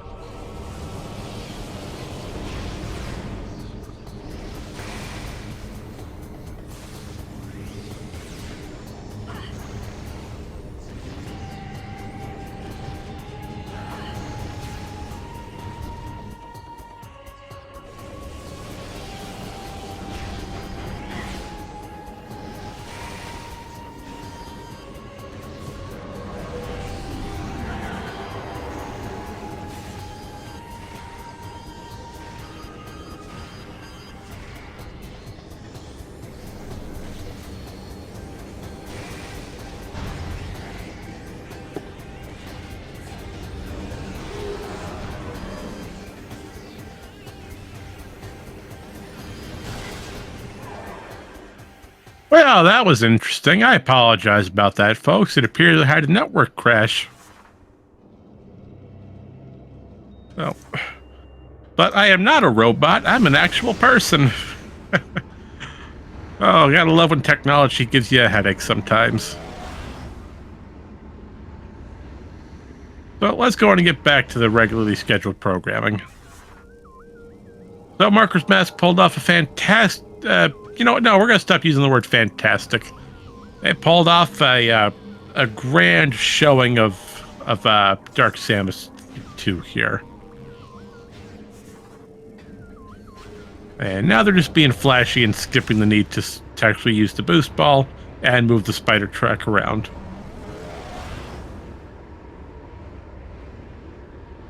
Meanwhile, it looks like Avvina is taking the safety save here, while Echo Visor was vanilla.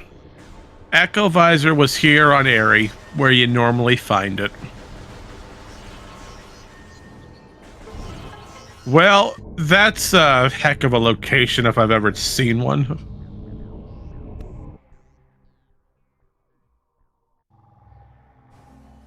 Now, I hope that Avvina also goes for Airy while they're here, as that would set them up for their Echo as well, and in turn get main gyro chamber for key 7.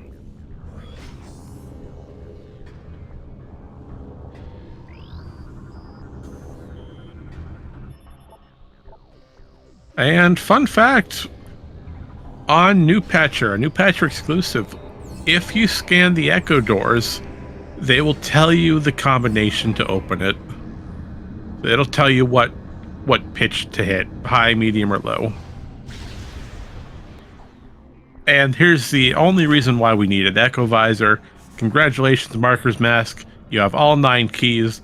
It is time to make your way towards the final bosses.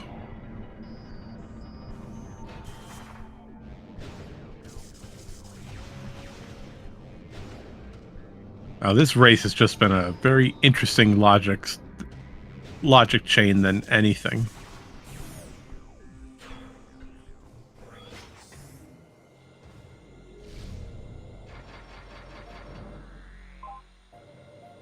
So, Marker's Mask is going to take a final save warp here, back to Great Temple.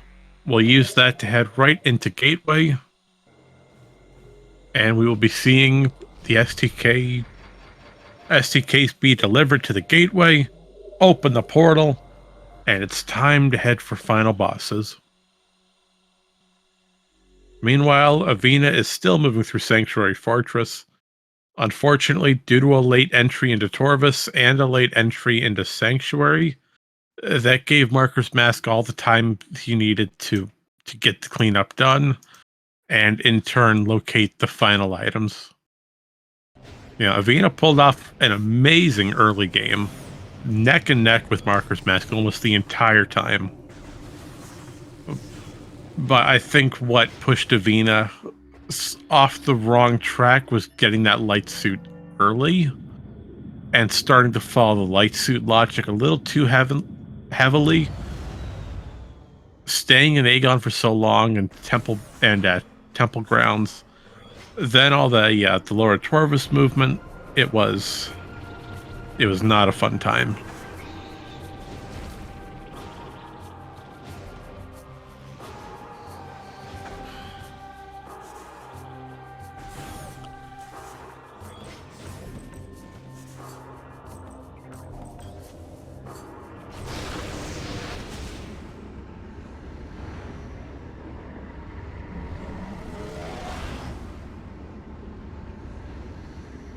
All right, so as Marker's Mask makes their way to the Sky Temple to defeat the final bosses, it's a good thing to note that we do not have Cannonball.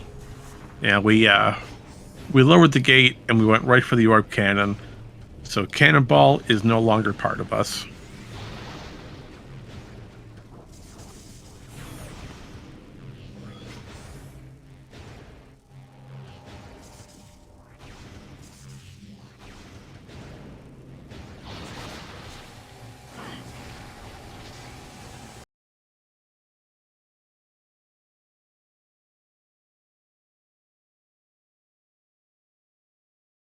Now, Cannonball's not required by any means. The game will never check for Cannonball logic. It would just be nice to have for Emperor Ring 2.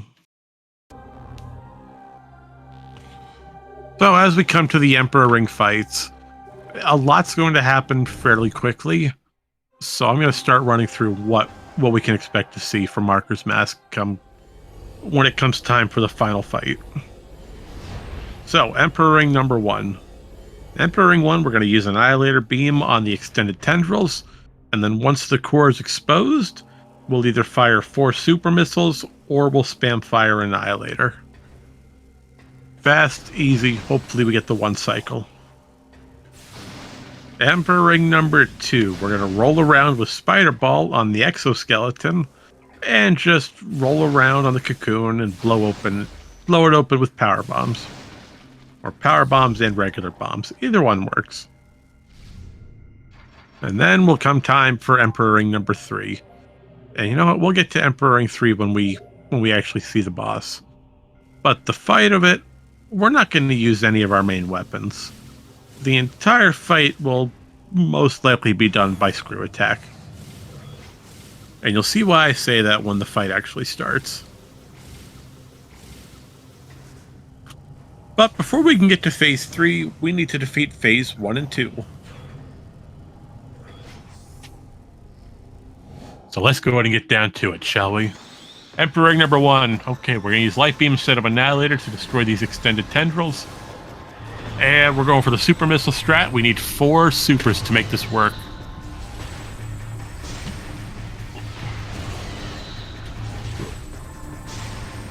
All right, we got 2. Oh, we got hit at the last moment for 3.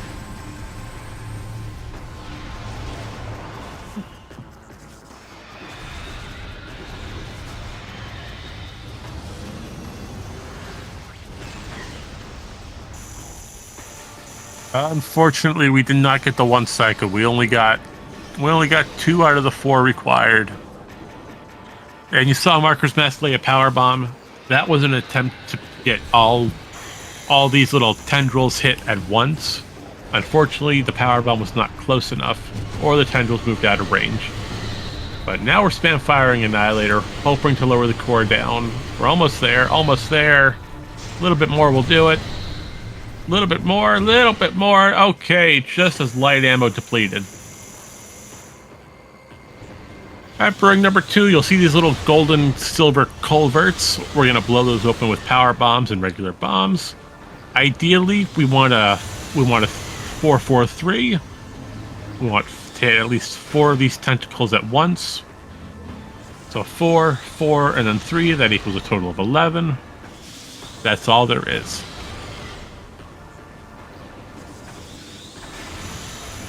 Meanwhile, Avvina is still progressing through Sanctuary Fortress, trying to get some cleanup done and find that Echo Visor. Marker's Mask almost done with Phase 2. Alrighty, Emperor Ring Phase 3. During development of Emperor Ring, there was meant to be an additional damage step where there was additional armor, and you would damage that armor with Screw Attack. Now, the actual armor phase got removed, but the hitbox for it is still left over. So because the hitbox is still able to be hit and active, we can use Screw Attack on the hitbox, and as you can see, just do a ton of damage against Emperor Ring.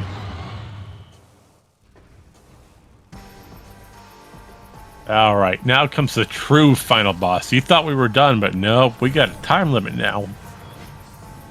We have to defeat Dark Samus 3 and Dark Samus 4. Now, why do I say 3 and 4? Well, there's 2 different phases to this fight, and we're going to try to skip one of them. So as we come down to fight Dark Samus 3, we're going to attempt to do a very specific amount of damage. Now, once that damage number is met, Dark Samus will rise into the air, crash down, and start her second phase, where she tries to enter the center of the room. So here we go. Here's the charge. She's going to rise up and crash right back down. Now, when she crashes down, we can input a Screw Attack to get a little bit of extra damage. If we get a good Screw Attack, we can get a lot of damage done. Well, let's see. Here comes a Screw Attack. Looks like a good angle. Very little damage was dealt by that. But now we're going to try to prevent Dark Samus from entering the center of the room. Looks like Marker's Mask has a good stun here. So what we're doing here is we're firing missiles at Dark Samus. And when missiles are fired at her, she will always raise her phazon shield in defense. And because of that, once the shield lowers, there's a few frame window where we can input a little bit of damage against her. So what we're doing here is we're rinsing and repeating.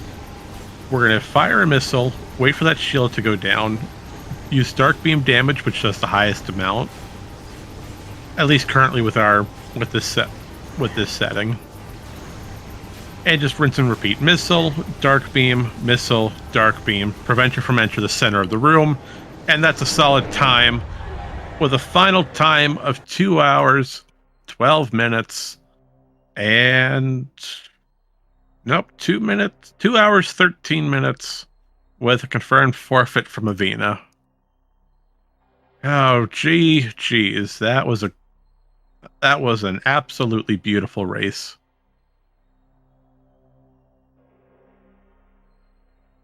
Oh, both runners did a spectacular show today.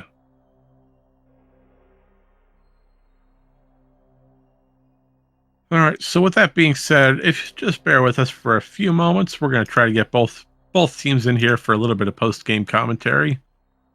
While we have that set up, if anyone in chat has any questions, comments, concerns, or anything they'd like to ask or know more about, please Oh post my them. goodness, you were loud. Oh, well, hello, Avvina. Hello. Well, GG's. And we also welcome M4RKERSM4SK to the booth. Welcome, both of you. Great game. Hello. Fantastic showing today. Thank you. Bruh's old username, I think, is the one in the SG database sign do up. we still have that? We still have that problem happening? Yeah, I think Bruh might need an invite. Could also be having the same problem I always have, where I have to copy paste it into a browser. I don't even think Bruh got something Gotcha. to copy paste. Yeah. Also, apologies for the voice. I am sick. No, you're fine. No worries. Well, hopefully you feel better. Thank you.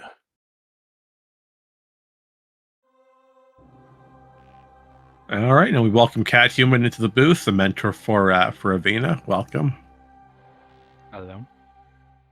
And we're just waiting on Bruh to get a manual invite from Jeff or anyone from the SpeedGaming side. So bear with us momentarily. We should have him in here shortly.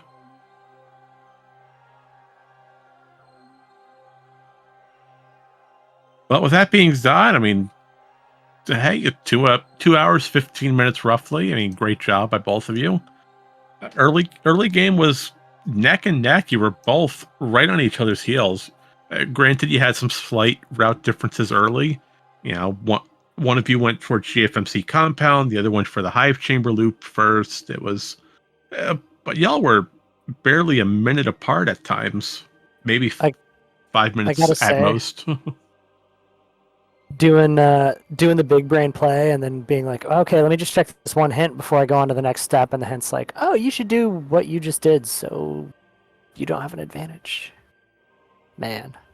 Yeah, those early game hints I felt like were pretty awesome in that sense, and the having boost be locked by bombs, but we had both spider and power bombs pretty early. Yeah. I was like, okay, where is that going to put Space Jump now? And Bro and I were talking, and it was like, yeah, either Vanilla Dark Beam or Command Center then at that point. So we're like, well, might as well go hit the GFMC loop first then, just in case it had Dark Beam, and lo and behold, Dark Beam on the crate. So that's more or less what we did. Yeah. So I'm assuming we had the same early loop then. Yeah, and it was still Space Jump in Command Center. So yeah. But just in case if it wasn't, that's why we did the GFMC loop first. So later in that race, we were just trying to find hints and Echo while picking up keys. We never found Echo. Guess where Echo is? Take a wild guess. It's Vanilla. What? Yeah. Yep. Yes. Echo was in the worst possible location today. Did you guys find Light Suit? Yeah. Where was Light Suit at? Very early. One suit was in Storage B. Storage B, yeah. And the other was bioenergy. You got Storage B, the other was bioenergy, yeah. You left bioenergy production alone, M4RKERSM4SK. You just never went back to that side of labs. Yeah, we were kind of worried at that point because it was we last locationed Echo, but like had to do Sank map out of bounds, went back for Sank entrance after Ing Reliquary without Light Suit, because then had to get cannon. So like I think we were a little worried on maybe the punishment there if like Light Suit would have been early, which it sounds like it was, but yeah, we had it for a very long time. Yeah, because at that point it was a pretty bad Echo lottery because we also were like, well, hey, do we do Grapple Guardian now just in case? Yep. And then I didn't have any power bombs, just go straight to Sync, so it's like, well, we need to go to Ammo Fish, so might as well do Power Bomb Guardian. Still was nothing. And then unfortunately the hints didn't bail us out until the one hint in Was it O'Lear? I can't remember who it was. I think it was in main gyro was a hint that it was a visor in Sank, but of course dark visor was what, like transport A access. So yeah, at that point we knew, yeah, Echoes and Sank, and it was like we were pretty much walking towards that hint Yeah. when you finished. How close were you all at? We didn't have Echo yet. About to pick up the 7th key. So is And Echo we- your go mode as well too? Yeah, Yeah. and had been for quite some time. Man, if only Echo had been light suit hard required. Yeah. Did you guys clear lower Torvis as well and all that? Just hoping. We got Hoping the for it? hints. Okay. Hey, We Calm, just started support filtering. me. Those air underwaters, I did like 7. Your air underwaters were wonderful to see. Right?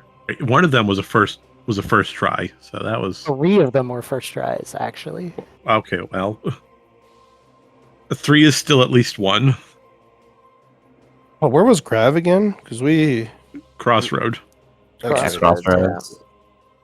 Yeah, Avvina, you pretty much. Well, no, Mark, you went right for it as soon as you saw it. You saw that gravity and made a U-turn. Yeah, because I think since we had boost there, doing the boost up, then going through the dark portal and then clearing the loop, I guess is faster. I'm not entirely sure though, but I think rather than like clearing it all, then double portaling again. It would make sense, yeah. So I think that's why we beelined it for Grav there. Yeah, Grav is just one of those items that if you can have it before going to Torvis, it's a good idea. CC, pick it up, you know? Yeah, I mean, you hope that Torvis doesn't have any required underwater checks, but you always want to play it safe. Yeah, and Grav just makes moving through lower Torvis so much faster. Oh, absolutely. Yeah, kind of took the risk to just kind of leave Grav and just go straight to Sank after getting some Emerald hints. Yeah, I mean, it does work out to basically just not do lower Torvis at all there. But it is a little safer to you know.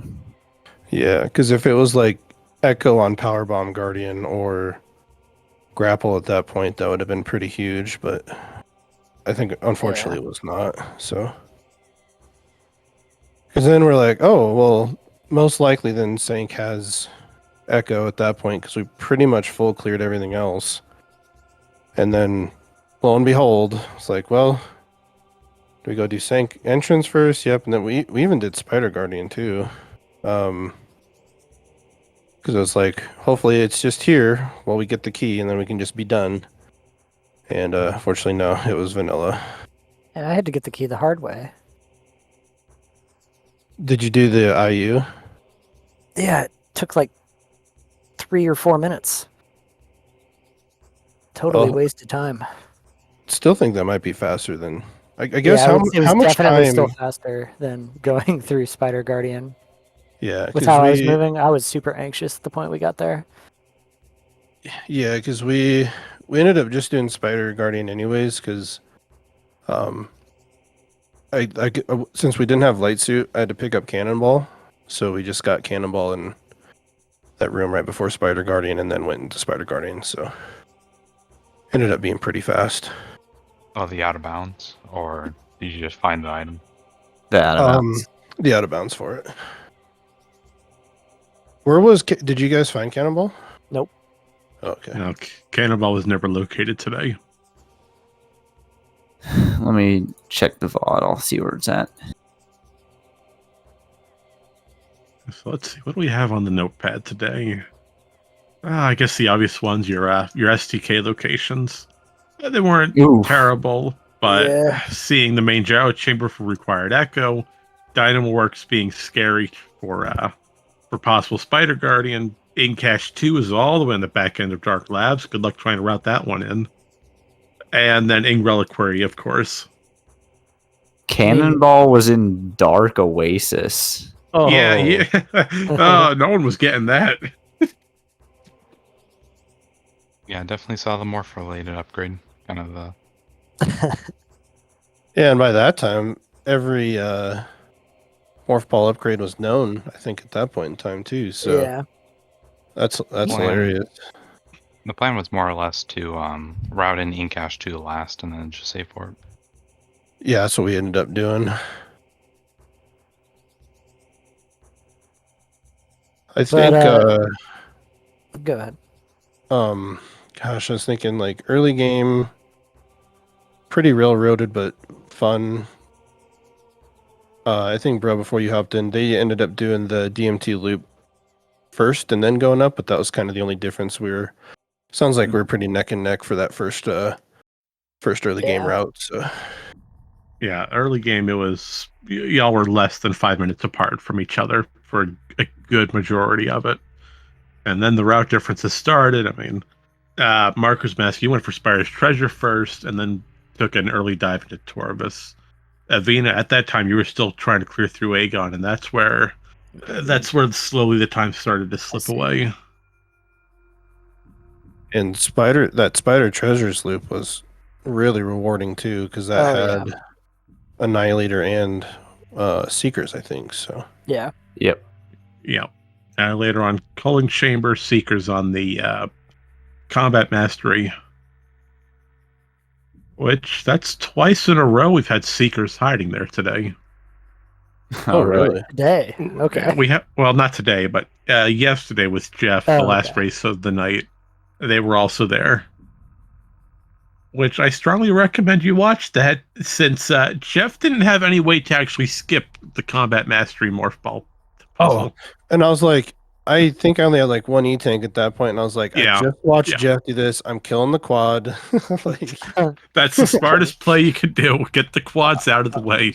I'm gonna kill this pill bug here for a power bomb instead of going by the crates in the corner on that other quad. You know, I was like, I'm not gonna die here. I was like, I vicariously learned the lesson that Jeff got from the quads. So, yeah, that's fair. Let's see what else was on here. None of the major bosses. You had a required boost guardian. That wasn't terrible. Emerald on Bomb Guardian, so that hinted Torvus a little early. The Space Jump was a fun location, though. Yeah. To rewind to your comment on the keys, my thought process leading up to it was like, before we got the hint for the screw attack, I was like, okay, we know Supers is going to be Forgotten Bridge. So this is going to be a screw attack lottery. Oh, hey, there's screw attack. Okay, cool. Cool, let's go get hints. Oh, it's an echo lottery. Cool. Yeah, because we, at that point, we're like, oh, we could be, really good go mode here besides light suit or echo. And then first key scanned, main gyro, and we're like, oh. Man, we already had light suit when that happened. It was just like. So you would have been like mega go mode then if it wasn't echo. If echo was not required by any means, Avvina and catHuman were in a prime position to just beeline everything. Yeah, but that's kind of scary then. That just main gyro itself really changed the course of this seed so drastically. Yeah, because of the hint for echo, everyone was. Both of you were trying to full clear areas, get as much done as you possibly could, and hope you come across it. But then Mark, you got the hint for a visor off a main gyro, so that sort of cemented, well, now you know where to really focus your energy towards. Yeah, I assume they went into Sank far before we did. I think once Mark... Yeah, you did lower Torvus, then immediately went for Sank Vault side, and frankly stayed in Sank the rest of the race. Yeah, because you might have entered before us, depending on how fast you're going to go to. Like, if you only got the hints and then went straight into Sank, you might have got there before us. because I cleared all of lower Torvis and lower Dark Torvis. Before hints? Oh yeah, we Um, didn't clear any of Lower Dark Taurus at all. Yeah. Yeah. Well, it was after hints, I believe. But it was before we went into sync, because at that point we were like, we need to find Echo, and We So did we- have to do like 7 air underwaters in a row. yeah, because we did Definitely cost time. we saved in Torvis Bog, went and got hints, died, came back to Torvis Bog, cleared all of Upper Dark Torvis, Cashby Chasmed, cleared all of Lower Actually, Dark I think that's a Torvis. big one right there. I forgot to save before I warped out of Torvis after getting supers and screw attack. So we had to Oh. walk out of hints. Well, Oh. there's a safe. Yeah, that was one thing. There's a safe station kind of nearby the Cashby Chasm, Yep. but yeah, I just kind of made the call to not do that because if you lose sight of that door and you slip off, then it's kind of just a reset. Yeah, because well, we saved before in that room right before the Cashby Chasm, and then went down, killed Grapple Guardian, was gonna go straight into Sank after getting the green hints, but then I didn't have any power bombs, so since we're getting ammo fish anyways, kill ammo fish, clear all of lower Dark and lower Torvis. We checked TTS and TTE as well, and then went into Sank, because at that point we're like, okay, we pretty much full cleared everything but Sank, so we're going to be here for a while. So, and with Cobalt hinted, that was one of the things we were talking about, because we're like, well, do we just rush into Sank early then? Because we know Cobalt will be along the way, and maybe the hint will bail us out for Echo, but I think, bro, you're saying it's pretty punishing if, say, like Echo was on Grapple Guardian or something, then it would have been a pretty heavy backtrack. So Yeah, if you go to lower Torvis there and then Echo is down there and you don't get it and you go to Sank, it's really bad. So it is safe to do those. And like I was telling Marker, it's not a bad play to do Powerbomb Guardian. Like it's safer, even though it's probably not going to have Echo. On the off chance that it does, you really save a lot of time by getting it now, but there's a good chance that you would be losing time if it's not there. But, I mean, really, there's not like a correct play there, so it's kind of a tough call. yeah, especially with it being an Echo lottery, especially with it being vanilla. Holy cow! It just is what it is for this seed, I guess. Yeah, It was really good until that. yeah. Well, like, bro, it's cracking me up too, because I think when she's saying, bro, it's like Aries not even a check. Yeah. You want to rethink that?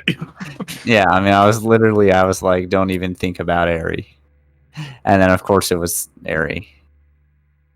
Yeah, it cracked me up. Oh,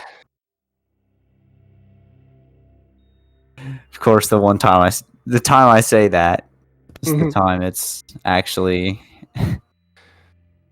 the time it's straight I up. wonder what the chances are too. Maybe it's just like, because I think Dark Visor is the other requirement, right? So maybe having that early Dark Visor plays a chance for the beginner combat for Echo to even be up there.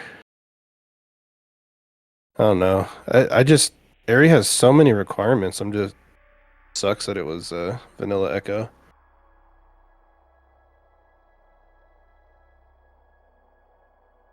Yeah, the feeling I had is because you know how late it was kind of getting into the seed. I'm like, it's probably going to be Hive Entrance on Spider Guardian or vanilla.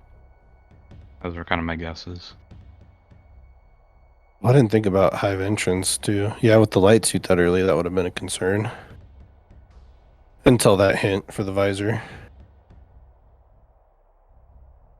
Man, if only it was Hive Entrance. I can only imagine what the seed would have been like Oh. if that Echo had been completely unhinted. We would have Oh been god. if anything was on Hive Entrance, we would have been like not only probably screwed, but on a mega on trying to backtrack. I mean, there were so many orphan checks too. It's hard to say, like going immediately for Aegon or checking a couple things somewhere else. Yeah, I mean, same on our side. There, there was a lot that was just like Jump Guardian never saw my side of the screen. Like, Oh, you didn't even do the Jump Guardian loop then? no, Oh. not at all.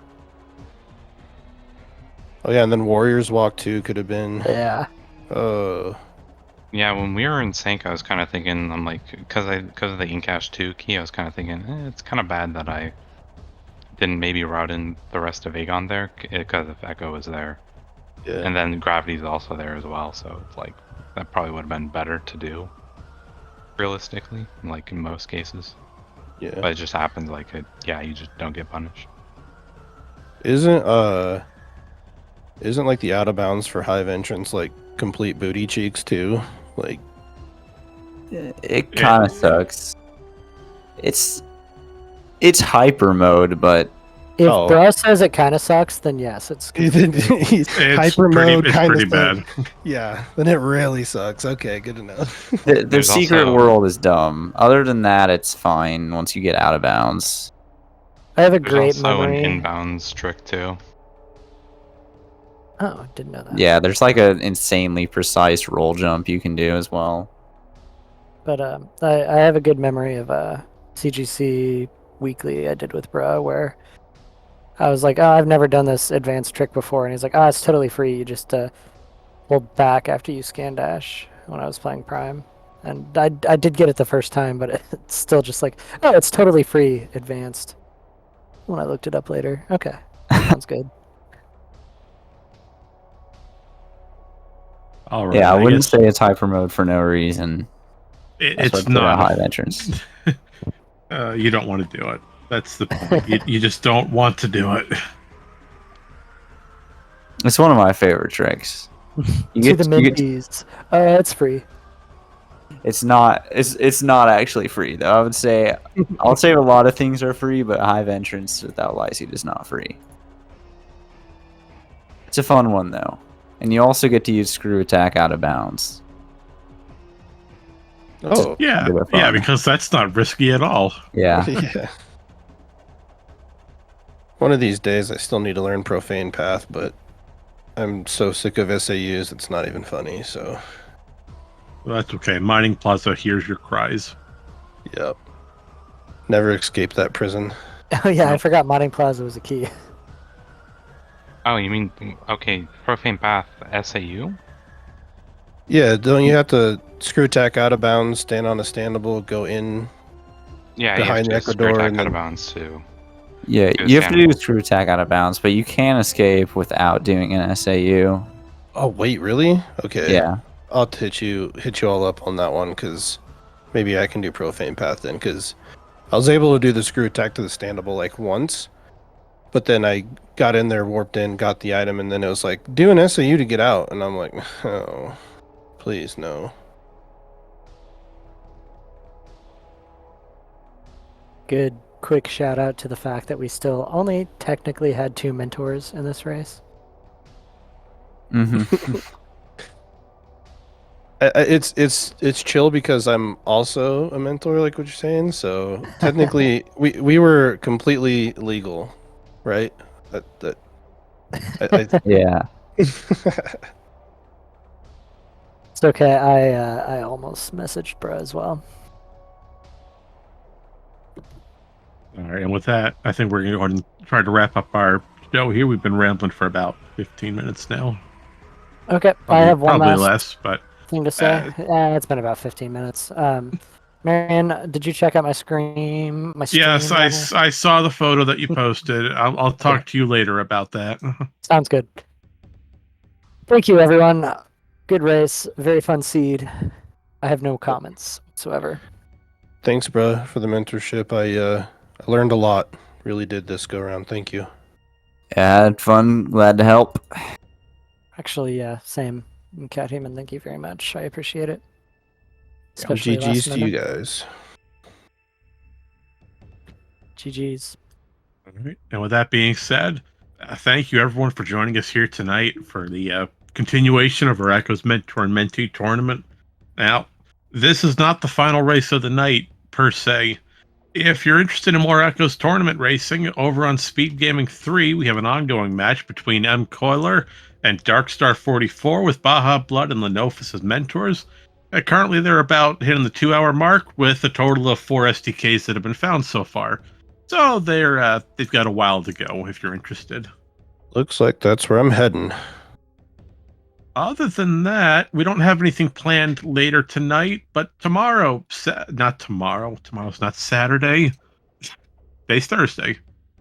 Saturday, we have 2 races, one at 2:15 p.m. Eastern with Leaf versus Wordslayer, and then another one at 6 o'clock p.m. Eastern with Sasquatch versus Ralentankier.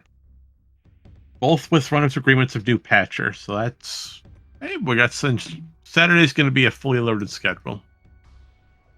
But other than that, Marcus Mask, Avvina, great job on the race today. Can keep up the good work. Looking forward to see the progress that you make when it all comes down to the final bracket.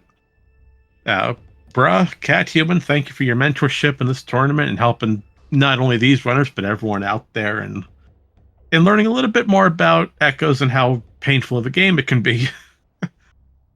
Lord knows this game can be a headache. It's a fun headache, so can't complain. So with that being said, does anyone have any final words or comments I'd like to throw out? My backup excuse for losing was that bro was peeking through my windows.